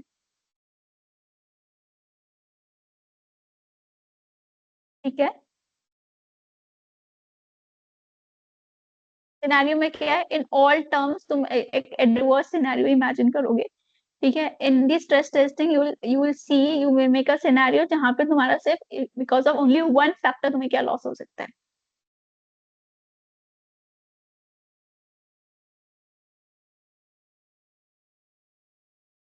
क्लियर है ओके सबको? मैम.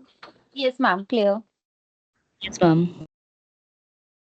नेक्स्ट आता है तुम्हारा कॉन्सेप्ट यूनिवर्सल बैंकिंग का. यूनिवर्सल बैंकिंग क्या है कि under one umbrella you will provide all financial services, commercial banking, investment banking, insurance हो गया तुम्हारा, म्यूचुअल फंड्स हो गया. ठीक है, सारी तुम जितनी भी टाइप ऑफ फाइनेंशियल सर्विसेज हैं अंडर वन रूफ तुम ऑफर कर रहे हो. अब बेनिफिट्स क्या होंगे, इंपॉर्टेंस क्या है इसका? सिनर्जी है, क्रॉस सेलिंग अपॉर्चुनिटीज है, रिस्क डाइवर्सिफिकेशन होगा तुम्हारा.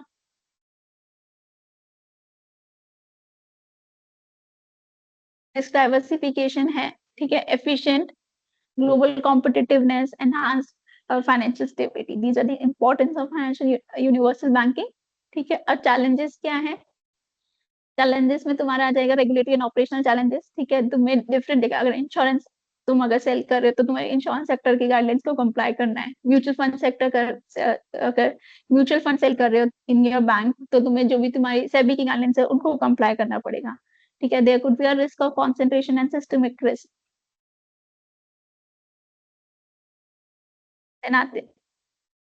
I hope it is clear to everyone.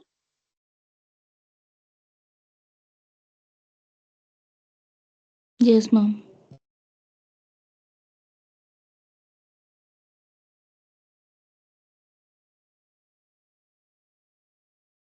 Then आता है कोर बैंकिंग सोल्यूशन।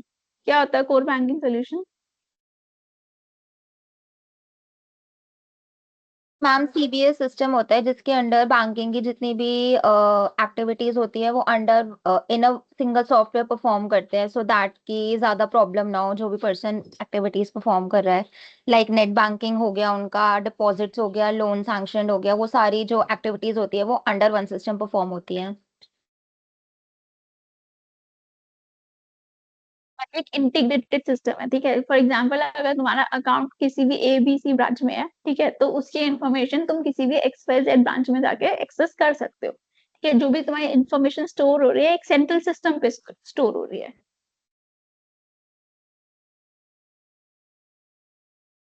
ठीक है, तो CBS is a comprehensive and integrated banking software. ठीक है, बेनिफिट्स क्या है इसके? ऑपरेशनल एफिशिएंसी है, बेटर रिस्क मैनेजमेंट है, बेटर customer service है, streamlined reporting and compliance, and the cost saving.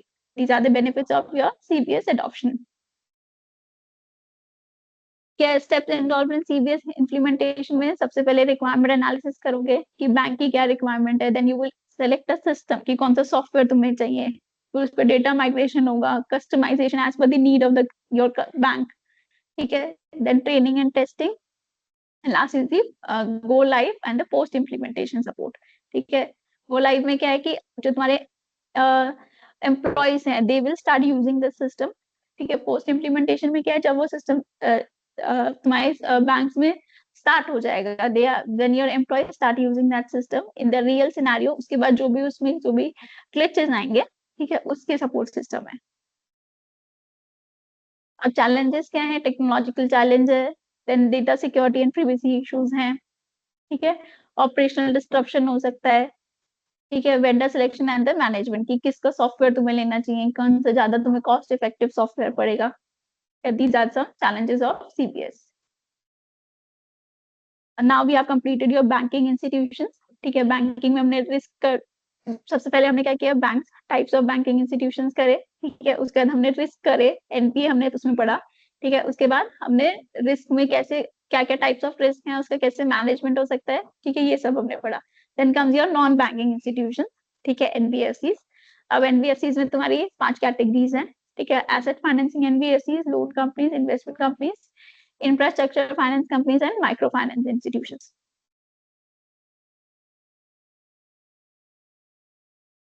अब एसेट फाइनेंस कंपनीज में तुम्हारी they are responsible to lend money for to buy a physical assets.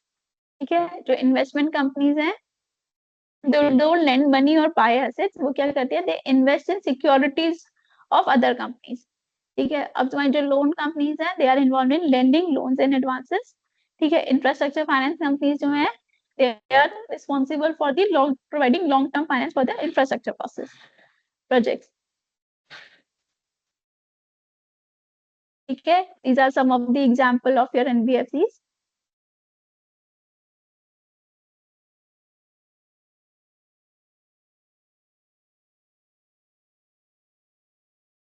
Clear है सबको है NBFCs ना? Yes, ma'am. अब आते हैं ये by this we have completed your 2 units. ठीक है, अब तुम्हारे नेक्स्ट यूनिट पे आते हैं। Financial market this we have already discussed.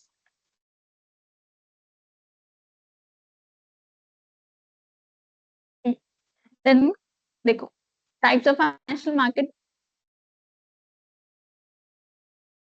Types of financial markets में तुम्हारे पास क्या है, money market, capital market further divided into 4 categories, primary market and secondary market. ठीक है, foreign exchange market and debt market है। ठीक है, अब 1 बाय 1 हम सारी मार्केट कवर करेंगे। ठीक है, सबसे पहले what is the difference between the primary market and secondary market? क्या डिफरेंस होता है दोनों में?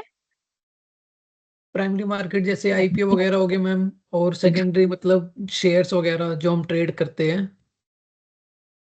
ट्रेड करते हैं, प्राइमरी मार्केट ठीक में है। फर्स्ट तो टाइम जो न्यू तुम्हारे शेयर्स इशू होते प्राइमरी हैं market, trade. Right, first time जब न्यू इशू होते हैं तुम्हारे शेयर्स, वो प्राइमरी मार्केट में इशू होते हैं, न्यू सिक्योरिटीज होती हैं। ट्रेड सेकेंडरी मार्केट में जो ऑलरेडी इशूड शेयर्स हैं वो ट्रेड होते हैं, ठीक है। मनी मार्केट और कैपिटल मार्केट में क्या है डिफरेंस है? शॉर्ट टर्म मार्केट है एक तुम्हारी, एक लॉन्ग टर्म मार्केट है, ठीक है। डिफरेंट टाइप ऑफ इंस्ट्रूमेंट्स हैं दोनों में, इंस्ट्रूमेंट्स हम बाद में डिस्कस करेंगे फोर्थ यूनिट में, ठीक है। अब आते हैं प्राइमरी मार्केट इंस्ट्रूमेंट्स पे, ठीक है। These all are your primary market instruments, ठीक है। तो सबसे पहले आता है तुम्हारा आईपीओ। क्या होता है IPO? Initial public offering. Ma'am जब ठीक है, कंपनी ये तो फुल फर्स्ट फॉर्म हो टाइम गई, होता क्या है? जब company first When time first time list होती है और फर्स्ट टाइम स्टॉक मार्केट में लिस्ट होती है, तो वो बेसिकली पब्लिक के लिए अपने कंपनी को शेयर्स ओपन कर देती है so that they can buy. तो वो जो फर्स्ट टाइम ऑफर लाती है उसको इनिशियल पब्लिक ऑफर कहते हैं। जैसे इस टाइम मीशो का आईपीओ आया हुआ है। ठीक है, जब फर्स्ट टाइम पब्लिक से पैसा रेज करती है कंपनी, ठीक है। अब प्रोसेस क्या है, क्या कैपिटल रेज करने का थ्रू आईपीओ? सबसे पहले कंपनी क्या करेगी, मर्चेंट बैंकर को हायर करेगी, ठीक है। मर्चेंट बैंकर का क्या मेन पर्पस क्या होगा मर्चेंट बैंकर का, कि वो एक प्रोस्पेक्टस प्रिपेयर करेगा, ठीक है। एक रेड हियरिंग प्रोस्पेक्टस प्रिपेयर करेगा, ठीक है, एक ड्राफ्ट प्रोस्पेक्टस, ठीक है। वो सेबी को वो प्रोस्पेक्टस फाइल करेगा, सेबी उसको अप्रूवल देगा, then your final prospectus is made, ठीक है। उसके बाद तुम्हारा आईपीओ की प्राइसिंग डिसाइड होगी, then it will go to the public for the subscription, ठीक है। First step is hiring a merchant banker. Merchant banker की ये सारे तुम्हारे रिस्पॉन्सिबिलिटीज है, ठीक है।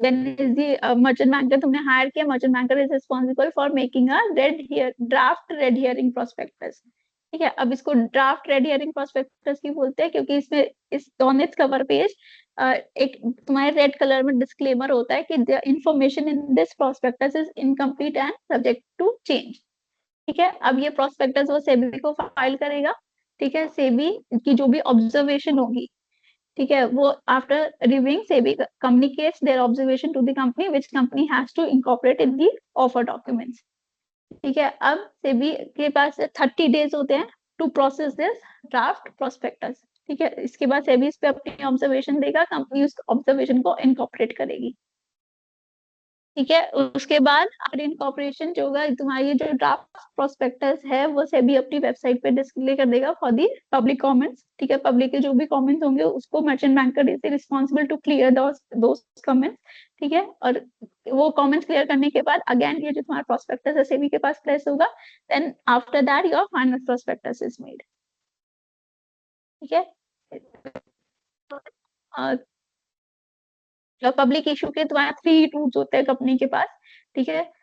3 एंट्री नॉर्म्स है, one is the profitability route, second is the QIB routes and last one is the appraisal, ठीक है। मोस्टली जो कंपनीज तो यूज करती हैं, they use the profitability routes. These are the main eligibility criteria कि क्या eligibility है through which a company can go for the profitability route, ठीक है। देन आता है क्यूआईबी रूट, उसमें तुम्हारी ये एलिजिबिलिटी क्राइटेरियाज है, and the last is the appraisal route. देन आते हैं how the pricing of the IPO is done. दो तरीके हो सकते हैं, one is the fixed pricing offering and other one is the book building offering. अब फिक्स्ड प्राइसिंग ऑफरिंग में क्या होगा, क्या होता होगा फिक्स्ड प्राइस ऑफरिंग में? मैम एक फिक्स मैम प्राइस फिक्स पे शेयर्स इशू करते हैं मार्केट में। ठीक है, कंपनी बिफोर हैंड एक फिक्स प्राइस डिसाइड कर देगी कि इसमें मार्केट में शेयर्स इशू होंगे, ठीक है। अब नेक्स्ट दूसरा तुम्हारा जो मोस्ट पॉपुलर मेथड है is the book building method. Book building में क्या होता है? हम बेसिकली मैम इसमें एक प्राइस बैंड रख देते हैं जैसे कि 300 to 400, उस प्राइस तब बैंड में ही इन्वेस्टर्स को इनवाइट किया जाता है कि वो बताएं कि वो किस प्राइस पे शेयर्स को खरीदना चाहते हैं, और उसके लिए एक प्राइस बैंड डिसाइड होता है जिसके हिसाब से इन्वेस्टर्स बताते हैं कि इस प्राइसेस पे हम खरीदना चाहते हैं, उसके हिसाब से उसको एवरेज निकाल के एक प्राइस डिसाइड होता है। राइट, ठीक है। देखो, अब बुक बिल्डिंग मेथड में क्या है, कंपनी एक प्राइस बैंड डिसाइड करेगी ±20% का। ठीक है, with in that price band जो तुम्हारे बिडर्स हैं वो बिड कर सकते हैं कि वो इस प्राइस पे इतने शेयर्स खरीदना चाहते हैं। ठीक है, अब जिस प्राइस पे तुम्हारी मैक्सिमम बिडिंग आई होगी, that will be decided as your cut off price. ठीक है, that will be the price on which your IPO will be allocated. ठीक है, your shares will be allocated. ठीक है, अब किसी ने मान लो फॉर एग्जांपल कंपनी ने डिसाइड किया 80 to 120 का प्राइस। ठीक है, अब सबसे ज्यादा बिडिंग आई तुम्हारी 105 पे। ठीक है, अब जिस भी इन्वेस्टर्स ने तुम्हारे 105 से नीचे बिड किया होगा, they won't get any allocation.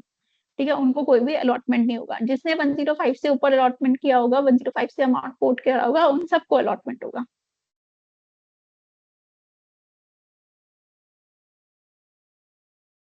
ठीक है, this is the difference between your fix price issue and the book building issue. These are the intermediates. IPO में कैसे अप्लाई कर सकते हो, ऑफलाइन अप्लाई कर सकते हो, ऑनलाइन अप्लाई कर सकते हो। ठीक है, ऑफलाइन कैसे अप्लाई कर सकते हो? मैम बैंक के थ्रू कर सकते हैं, लाइक बैंक कुछ फॉर्म ऑनलाइन वगैरह तो फिल चलो तुम अपने ब्रोकर के थ्रू अप्लाई कर दोगे, थ्रू दे फॉर्म वगैरह फिल करके। कौन सा फॉर्म फिल करते हैं for the IPO?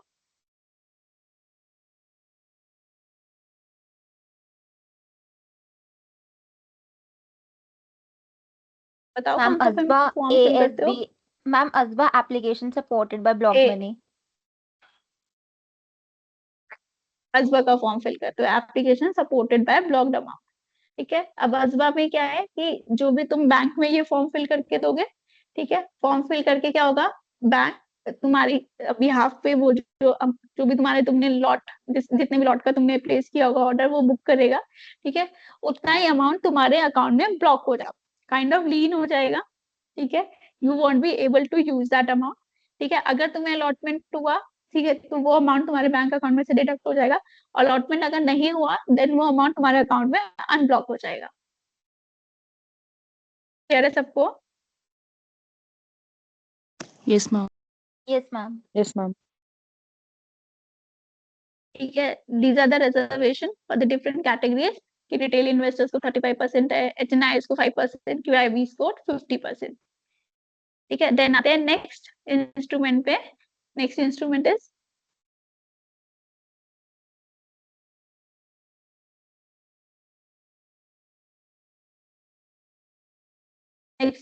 Is offer for sale. अब ऑफर फॉर सेल क्या होता है? प्रमोटर्स अपने शेयर्स डायरेक्टली क्या होता होगा बेचते ऑफर हैं। फॉर सेल में?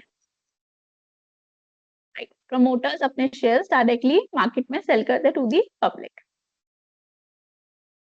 देन अदर तुम्हारा प्राइवेट प्लेसमेंट। प्राइवेट प्लेसमेंट में क्या है, एक ग्रुप ऑफ इन्वेस्टर्स को तुम अपने शेयर्स ऑफर करते हो। It is not a type of public offering. ठीक है, एक प्राइवेट ग्रुप को तुम अपने शेयर्स ऑफर कर रहे हो। देन आता है राइट इशू। राइट इशू में क्या होता है?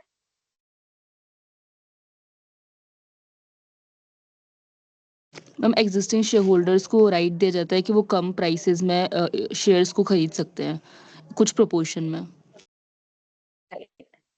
कुछ प्रोपोर्शन में न्यू शेयर्स को सब्सक्राइब कर सकते हैं एग्जिस्टिंग शेयर होल्डर्स। देन आता है private equity and venture capital. क्या होता है private equity and venture capital?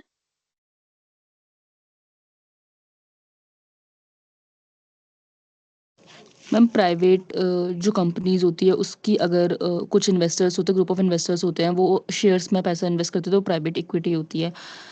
Venture capital भी एक टाइप की प्राइवेट इक्विटी फाइनेंसिंग होती है जो अलग अलग स्टेजेस पे की जाती है। ठीक है, देखो प्राइवेट इक्विटी में क्या है कि जो भी तुम्हारी मेच्योर फर्म है, मेच्योर प्राइवेट फर्म है, उसमें जो भी तुम फंडिंग प्रोवाइड कर रहे हो, ठीक है, जो भी तुम इक्विटी प्रोवाइड कर रहे हो, जो भी तुम कैपिटल प्रोवाइड कर रहे हो, ठीक है, that is the private equity. Venture capital क्या होता है, they also provide a funds और the equity to the firms, but इसमें जो तुम्हारा स्टेज ऑफ ग्रोथ है, जो तुम्हारी फर्म है, वो एक स्टार्टअप स्टेज पे होगी या अर्ली ग्रोथ स्टेज पे होगी। ठीक है, in these companies your venture capitalist invest. Then आता है employee stock option. Employee stock ma'am, एक option में बार क्या है, कंपनी लास्ट अपने स्लाइड एक बार आप लास्ट स्लाइड पे एक बार आप थोड़ा एग्जांपल देके इसको एक्सप्लेन कर देंगे दोनों को, क्योंकि हम ये प्रैक्टिकल लाइफ में बहुत सुनते हैं टर्म्स, सो दैट वो क्लियर है। देखो वेंचर कैपिटलिस्ट जैसे तुमने शार्क टैंक देखा है, राइट? ठीक है, those all are the venture capitalist. ठीक है, वो क्या करते हैं, कोई भी तुम एक कंपनी देखो जो एक ग्रोथ स्टेज पे है, मतलब उन्होंने अपना एक प्रोटोटाइप लॉन्च किया, दे नो कि कौन सा प्रोडक्ट उन्हें बनाना है, ठीक है, बट अब उन्हें क्या है, एक्सपैंड करना है, ठीक है, लार्ज मार्केट को केटर करना है। ठीक है, अगर वो लार्ज मार्केट को केटर करना चाहते हैं टू एक्सपैंड देयर बिजनेस, उनको फंडिंग चाहिए। ठीक है, they raise their funding from this venture capitalist. ठीक है, जिसमें इनका इक्विटी स्टेक होता है इन दैट फर्म। ठीक है, अब जो तुम्हारी प्राइवेट इक्विटी फर्म्स है, प्राइवेट इक्विटी फर्म्स क्या करती हैं, जो मेनली तुम्हारी मेच्योर कंपनीज हैं, ठीक है, उनके एक्सपेंशन प्रोजेक्ट्स के लिए होती है। ठीक है, ऑलरेडी स्टैब्लिश्ड एक कंपनी है, ठीक है, अच्छा खासा उसका ऑपरेशंस है, अच्छे खासे उसकी मैन्युफैक्चरिंग यूनिट्स हैं या फिर सर्विस ऑफिसेस हैं, ठीक है, उसमें उनको फंडिंग की कोई रिक्वायरमेंट है, उन कंपनीज को ये फंड करते हैं। Excuse me ma'am. हाँ जी, मैम रिंकी का ना माइक नहीं ऑन हो रहा, उन्हें कुछ क्वेश्चंस पूछना था, आप उनका माइक ऑन कर दोगे?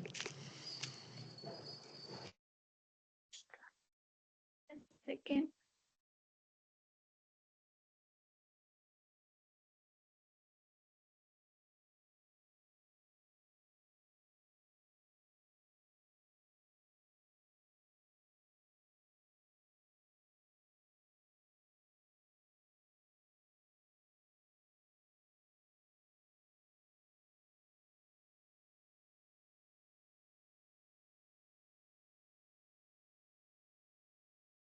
Try now.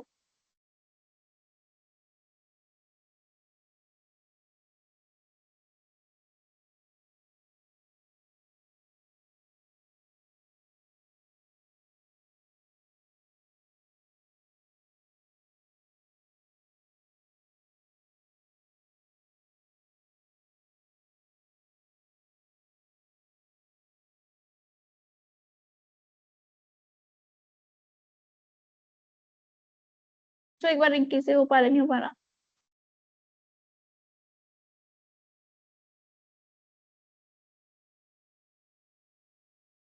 अगर नहीं हो पा रहा है, ask her, right it in the chat box. ठीक है, हम लास्ट में ले लेंगे। Ma'am Yes, ma'am. Angel investor कैसे अलग होते हैं इनसे? मिनट रुको। ठीक है, रिंकी को बोलो चैट बॉक्स में लिख देगी, हम लास्ट में डिस्कस कर लेंगे।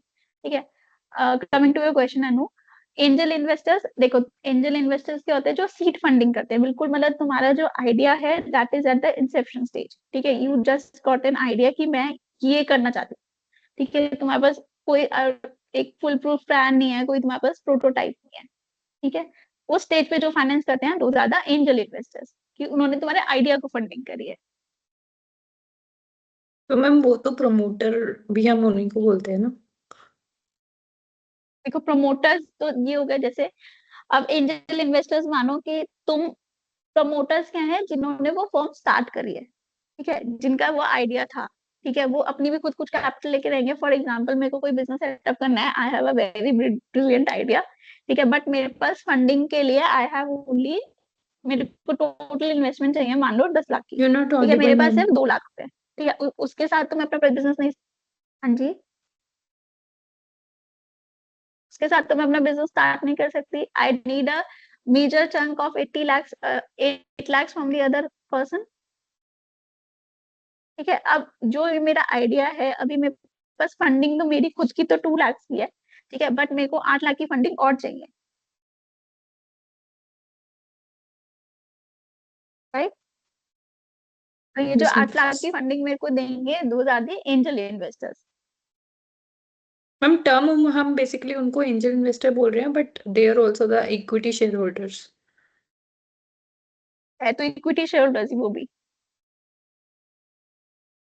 ठीक है, अगर तुम देखो वेंचर कैपिटलिस्ट की बात करोगे, they are also equity share holders, क्योंकि तुम एक्चुअल में सेल तो उन्हें अपनी फर्म की इक्विटी ही कर रहे हो। हम्म ठीक These है, are the terms basically. Okay. these are the terms for the, मान लो तुमने इन्वेस्टर्स की कैटेगरीज को डिवाइड कर दिया एक तरीके से. ठीक है.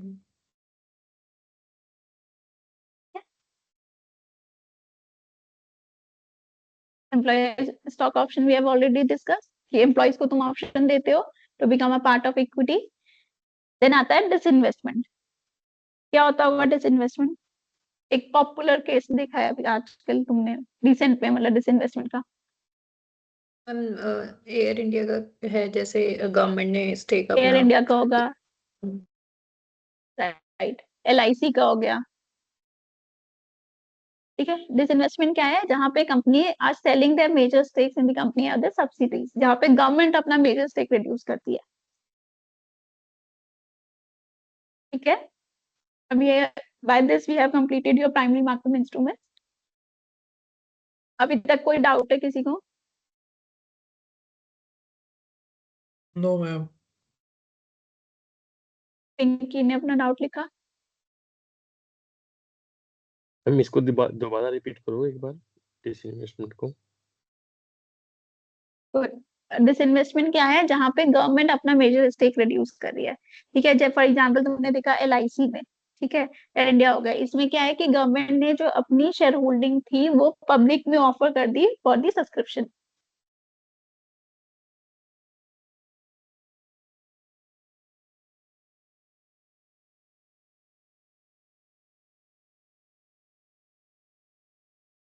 ठीक है.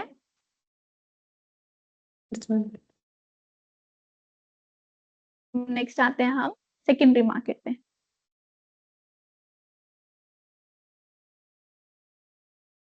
क्या होता है सेकेंडरी मार्केट?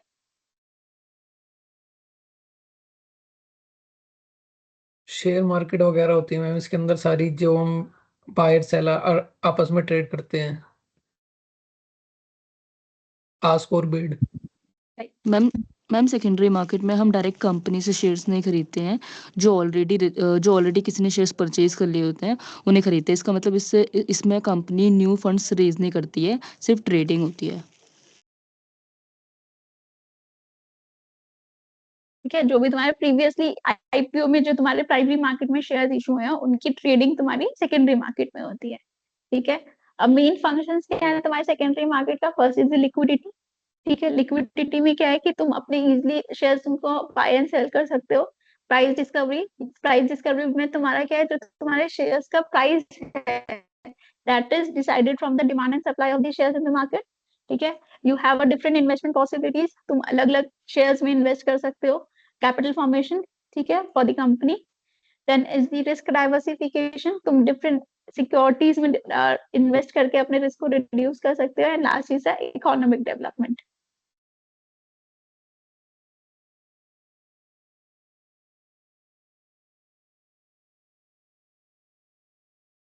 बनाता है डीम्यूचुअलाइजेशन ऑफ एक्सचेंजेस.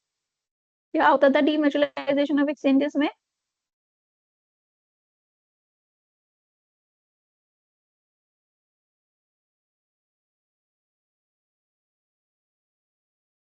बताओ.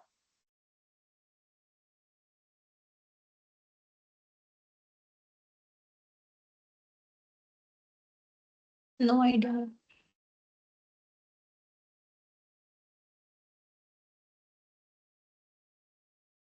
Anyone else?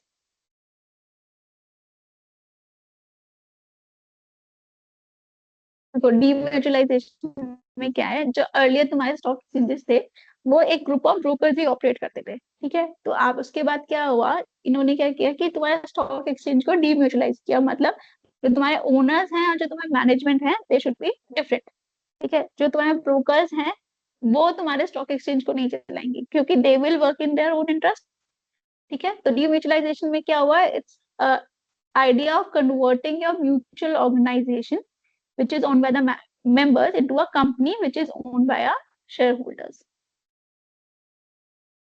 Clear what demutualization? It means a separating ownership, management and trading rights of the stock exchange. Any example, ma'am? Example NSC BSc, मतलब एग्जाम्पल इसमें ऐसा नहीं है कि जो तुम्हारे पहले स्टॉक एक्सचेंजेस थे एनएससी बीएससी थे, जो मेनली तुम्हारा बीएससी था, इट वर्क ऑन अ डीम्यूचुअलाइजेशन के प्रोसेस पे वर्क करता, म्यूचुअलाइजेशन के प्रोसेस पे वर्क करता था। जो तुम्हारे ग्रुप ऑफ ब्रोकर्स थे वो ही तुम्हारे स्टॉक एक्सचेंज को चला रहे हैं, ठीक है। देन क्या हुआ, जो तुम्हारे रेगुलेटर्स हैं they have introduce this concept of demutualization, कि जो ब्रोकर्स हैं वो तुम्हारे स्टॉक एक्सचेंज के ओनर्स नहीं होंगे, ठीक है। जो तुम्हारे स्टॉक एक्सचेंज होंगे it will be separately held as a company, ठीक है। और उसके ओनर्स ओके तुम्हारे शेयर होल्डर्स होंगे। जो ब्रोकर्स होंगे they will trade on that stock exchange. अब क्लियर हुआ? Yes ma'am. Then two major stock exchange in India is Bombay Stock Exchange and National Stock Exchange, ठीक है। रीजनल स्टॉक एक्सचेंजेस क्या होते हैं?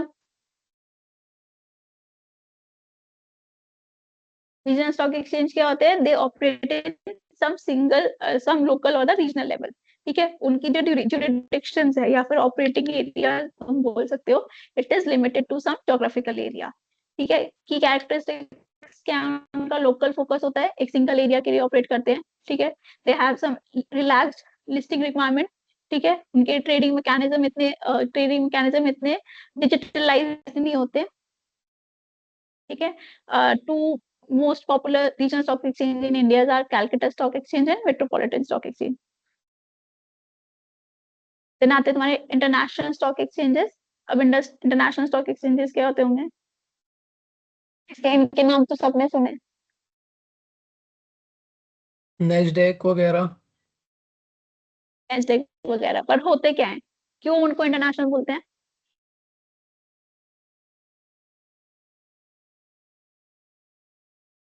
मैम क्योंकि मैम उसमें हम बिकॉज फॉरेन की भी ट्रेडिंग कर सकते हैं। क्योंकि उसमें हम डिफरेंट कंट्रीज को अलाउ कर देते हैं टू इन्वेस्टमेंट की अपॉर्चुनिटीज देते हैं बेसिकली। उसमें ऐसा नहीं होता कि सिर्फ एक ही हमारी ही उसमें हम कंट्री क्या के। करते हैं? लिस्टिंग होगी, राइट। देखो अब इंटरनेशनल स्टॉक एक्सचेंज में क्या है कि जो भी तुम्हारे डिफरेंट कंट्रीज हैं उनकी सिक्योरिटीज भी तुम अपने स्टॉक एक्सचेंज पे लिस्ट करते हो, ठीक है। सो दैट इन्वेस्टर्स तुम उन कंपनीज को भी एक्सेस कर सकते हैं, ठीक है। अब इसमें की कैरेक्टरिस्टिक्स क्या होंगे? ग्लोबल रीच होगी, मल्टीपल कंट्रीज इन्वॉल्व है, ठीक है। रेगुलेटरी फ्रेमवर्क क्या होगा कि जो तुम्हारे जहां पे तुम्हारा स्टॉक एक्सचेंज है उसकी गाइडलाइंस तो तुम्हें फॉलो करनी है, उसकी तो रेगुलेशन तुम्हें फॉलो करनी है।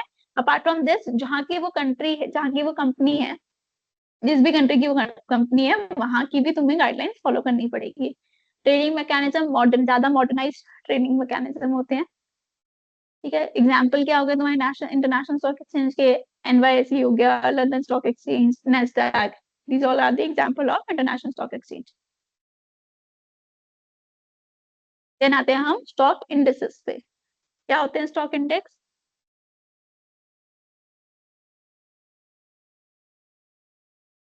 मैम मार्केट की परफॉर्मेंस को ट्रैक करने के लिए जो इंडेक्सेस बने होते हैं, जैसे कि निफ्टी 50 है, सेंसेक्स है। मैम ग्रुप ऑफ कंपनीज की परफॉर्मेंस को दिखाते हैं ये सिलेक्टेड।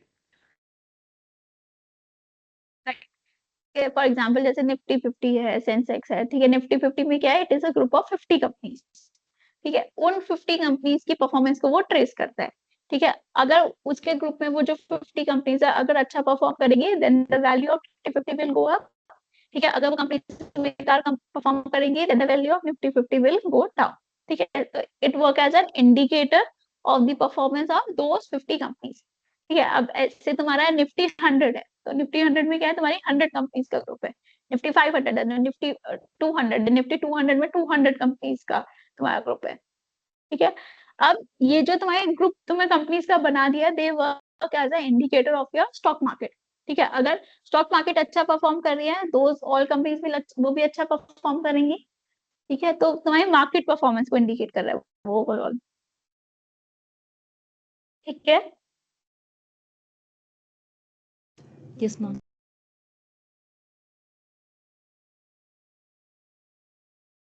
देखो अब ब्रॉड मार्केट इंडेक्सेस क्या होते हैं? They represent the overall stock performance, ठीक है। इसमें क्या होगा? तुम्हारे हर सेक्टर की कंपनीज होंगी। जैसे देखो तुम्हारा निफ्टी 100 है, 200 है, 500 है, ठीक है, इसमें डिफरेंट टाइप ऑफ कंपनीज को तुम रिप्रेजेंट करोगे। सेक्टोरल इंडेक्सेस में क्या होगा, एक पर्टिकुलर इंडस्ट्री और सेक्टर को रिप्रेजेंट करेगा वो। ठीक है, जैसे निफ्टी ऑटो है, तो निफ्टी ऑटो में कौन सा सेक्टर होगा तुम्हारा? ऑटोमोबाइल। ऑटोमोबाइल सेक्टर होगा। मैम इसमें ये ठीक है, कंपनी सेलेक्ट निफ्टी कैसे होती मेटल है, है ग्रुप ऑफ कंपनीज? तो ग्रुप ऑफ कंपनी सबसे पहले सिलेक्ट होती है on the basis of market capitalization. ठीक है, बाकी जो तुम्हारा इंडेक्स क्रिएटर है उसकी चॉइस होती है। ठीक है, these are the main two index factors creator जिससे कौन है? तुम्हारे सिलेक्शन ऑफ कंपनी डिपेंड करती है।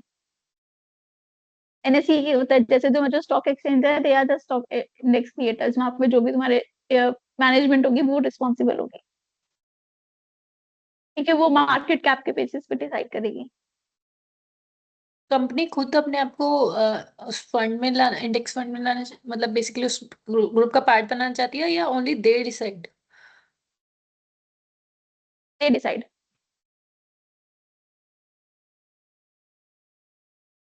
ये जो इंडेक्स क्रिएटर है, दे विल डिसाइड कि इस इंडेक्स में कौन कौन सी कंपनीज को, मतलब मान लो काइंड ऑफ वो एक एलिजिबिलिटी क्राइटेरिया बनाते हैं, if companies qualify this criteria तो वो इसमें इंक्लूड हो सकती है इंडेक्स में। ठीक है, तो ऐसा नहीं होता कि अगर मैंने निफ्टी 50 में जो कंपनीज है वो हमेशा निफ्टी 50 में रहेगी। ठीक है, उसमें वो कंपनी चेंज होती रहती है।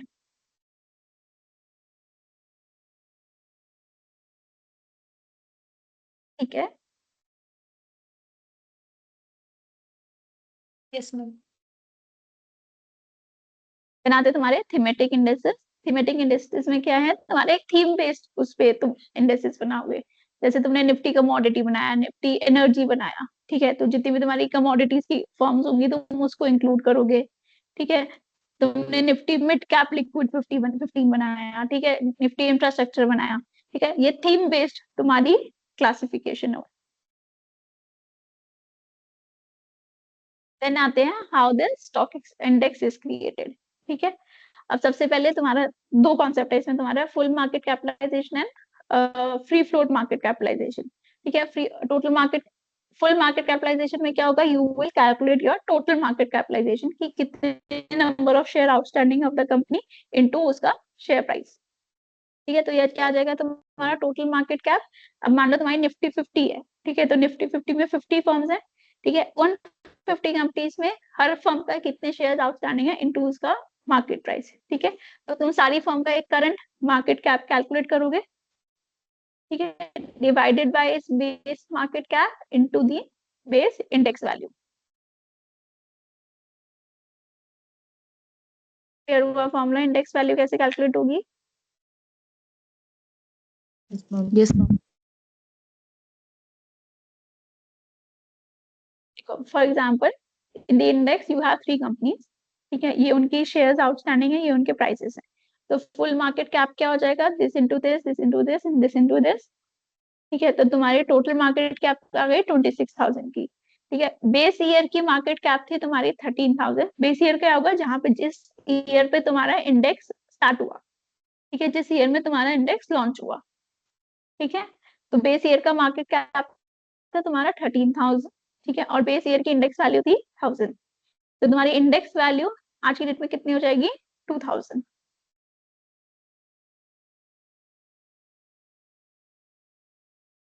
क्लियर है सबको? Yes ma'am. मामी बेस ईयर जो वो है जिसमें से मैम ये इंडेक्स में स्टार्ट हुआ था। स्टार्ट हुआ था, हाँ, ओके इस मैम। ईयर में लॉन्च हुआ था।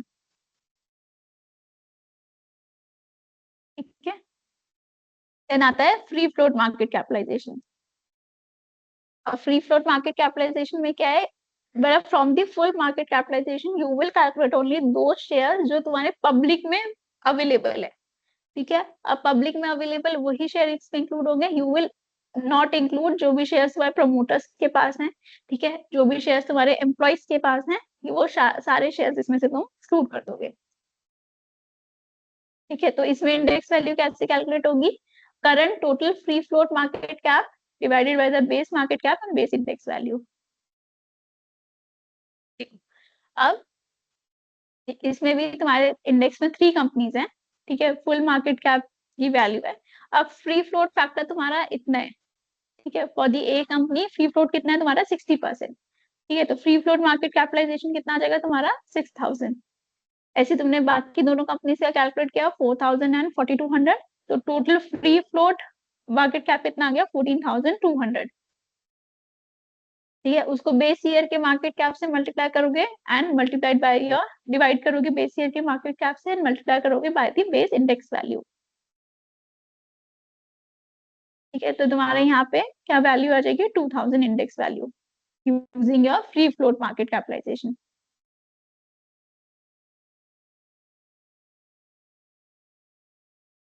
कह रहे सबको?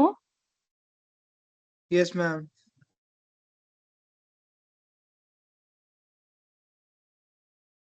चलो ये वाला क्वेश्चन खुद सॉल्व करो तुम एक बार।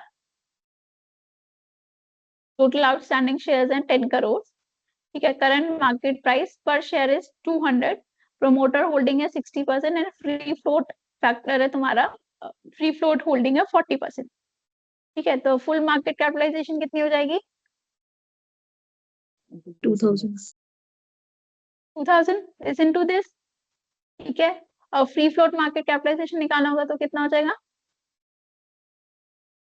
2000 का 40%।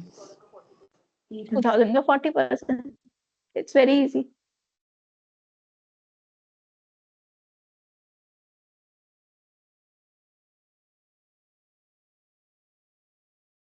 देन आते हैं नेक्स्ट मेथड पे, नेक्स्ट इज यार प्राइस वेटेड इंडेक्स, ठीक है, अब प्राइस वेटेड इंडेक्स में क्या होता है, you will add the value of all the stocks, ठीक है, जितनी भी तुम्हारी सम करोगे सारे स्टॉक प्राइसेस का divided by the number of stocks in the index, ठीक है, अब जिसमें इसमें से सबसे ज्यादा प्राइस जिसका होगा, ठीक है, they will have a more weightage in your index value. अब फॉर एग्जांपल देखो, कंपनी एबीसी है तुम्हारे इंडेक्स में, शेयर प्राइस है 100 200 एंड 300, ठीक है, तुमने क्या किया, सबको सबको ऐड किया, एवरेज किया सबका, डिवाइडेड बाय 3 कर दिया, ठीक है, जितने नंबर ऑफ शेयर्स थे उनसे डिवाइड कर दिया, तो तुम्हारी इंडेक्स वैल्यू कितनी आ गई 200। कह रहे सबको?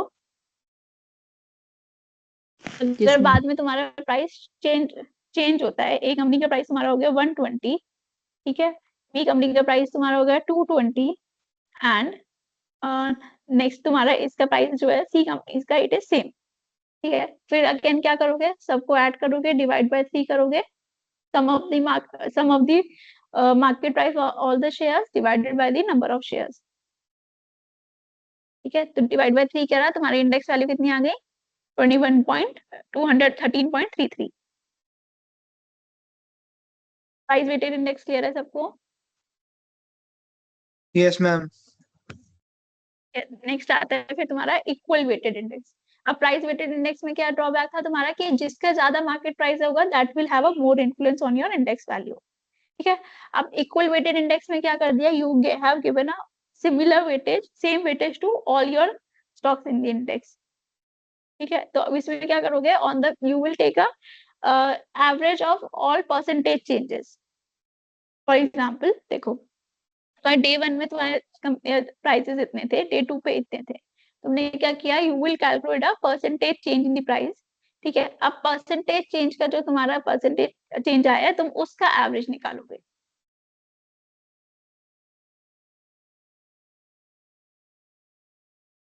ठीक है, तो यहाँ पे एवरेज तुम्हारा कितना आया 10%, अगर इंडेक्स वैल्यू इज योर 100, तो now your new index value will be 110। Equal weighted clear है सबको? Yes, ma'am.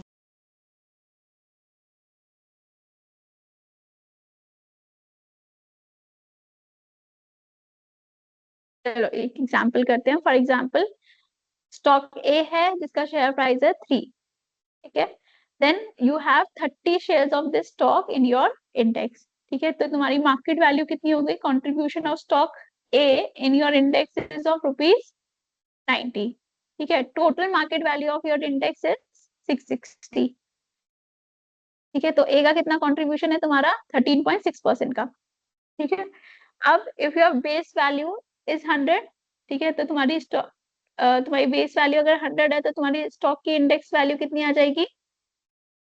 6.6।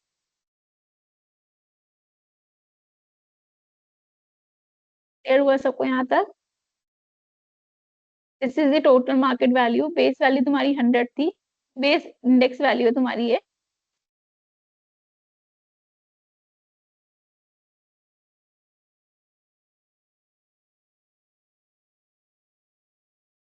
क्लियर है सबको? है in this we are calculating the index divisor. तो ये मेरी टोटल मार्केट वैल्यू थी, ये मेरी बेस ईयर की वैल्यू थी, index value in the base year. ठीक है, तो मेरा इंडेक्स डिवाइजर कितना आ जाएगा? 6.6 का।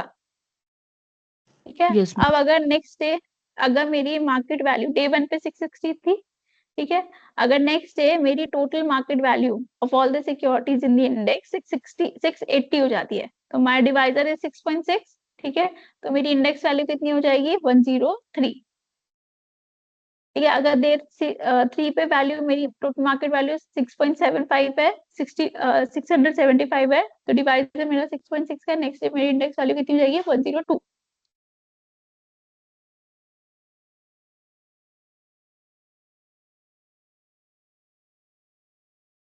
क्लियर है सबको ये? Yes ma'am. नेक्स्ट आते हैं is the evolution of your capital market. ठीक है, तो फर्स्ट इनिशियल फेज था तुम्हारे एवोल्यूशन का, इट वाज अराउंड 1947 टू 1980। ठीक है, जहाँ पे only one of your stock exchange was exist, major stock exchange उस टाइम पे तुम्हारा क्या था? बॉम्बे स्टॉक एक्सचेंज था। ठीक है, मतलब बहुत ही अंडर डेवलप तुम्हारी स्टॉक मार्केट थी उस टाइम पे। ठीक है, देन आया तुम्हारा economic liberalization and structural reform phase. ठीक है, 1980 टू 1990 का फेज था, जहाँ पे तुम्हारा सेबी तुम्हारा स्टैब्लिश हुआ 1988 में। बट सेबी जो तुम्हारा है 1992 में एक तुम्हारा ऑटोनॉमस स्टैट्यूटरी बॉडी बना। ठीक है, after your Harshad Mehta scam. ठीक है, 1992 में ही तुम्हारा एनएससी स्टैब्लिश हुआ, जो with it started with the automated और the screen based trading concept. ठीक है, in the 1996 depository system was started for the electronic settlement of your trades. ठीक है, these were the major milestones which were held in the 1980s to 1990s era. Then in the third phase, in the 2000 phase क्या हुआ? तुमने foreign investments को allow किया, you allowed the foreign institutional investors. ठीक है, ये तुम्हारा ADRs and TDRs का इंट्रोडक्शन हुआ। याद है कुछ ADR GDR पढ़ा था वैसे हमने लास्ट यूनिट में? Yes ma'am, American deposit receipt और ग्लोबल डिपॉजिट रिसिप्ट। होता क्या था?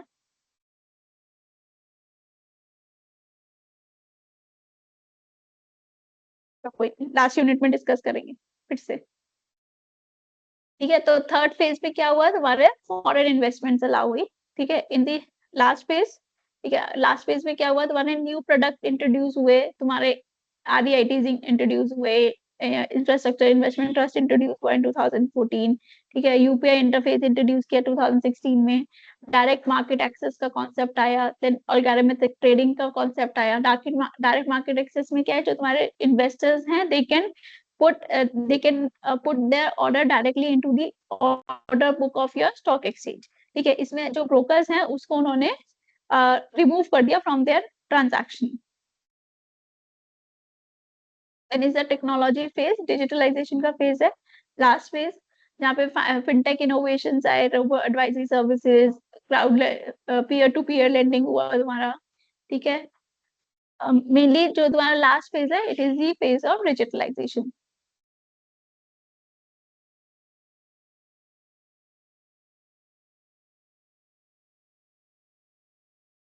चलो, देन तुम्हारा कॉन्सेप्ट आता है रोलिंग सेटलमेंट का। क्या होता है रोलिंग सेटलमेंट?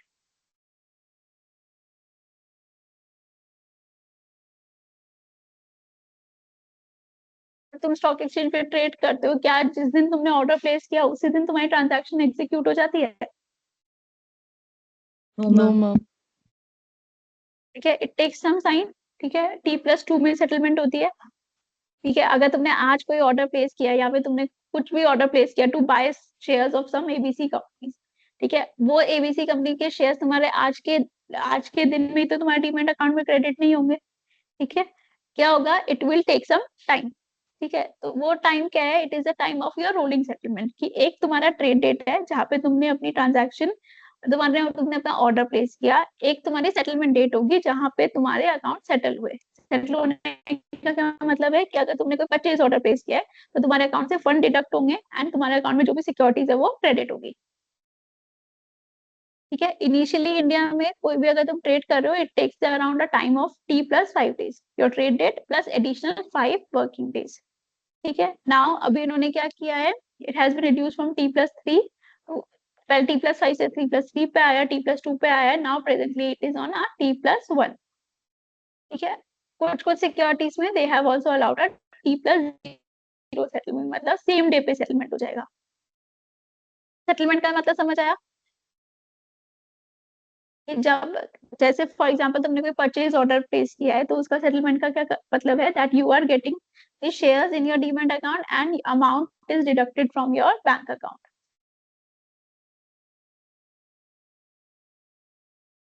क्लियर है सबको? Yes ma'am.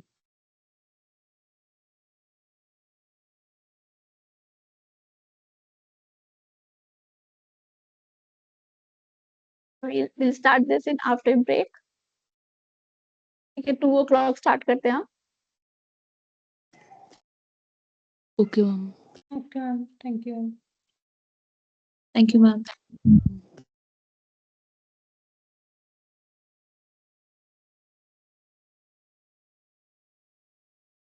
मैम आप चैट पे स्लाइड शेयर कर देंगे पूरी पीपीटी?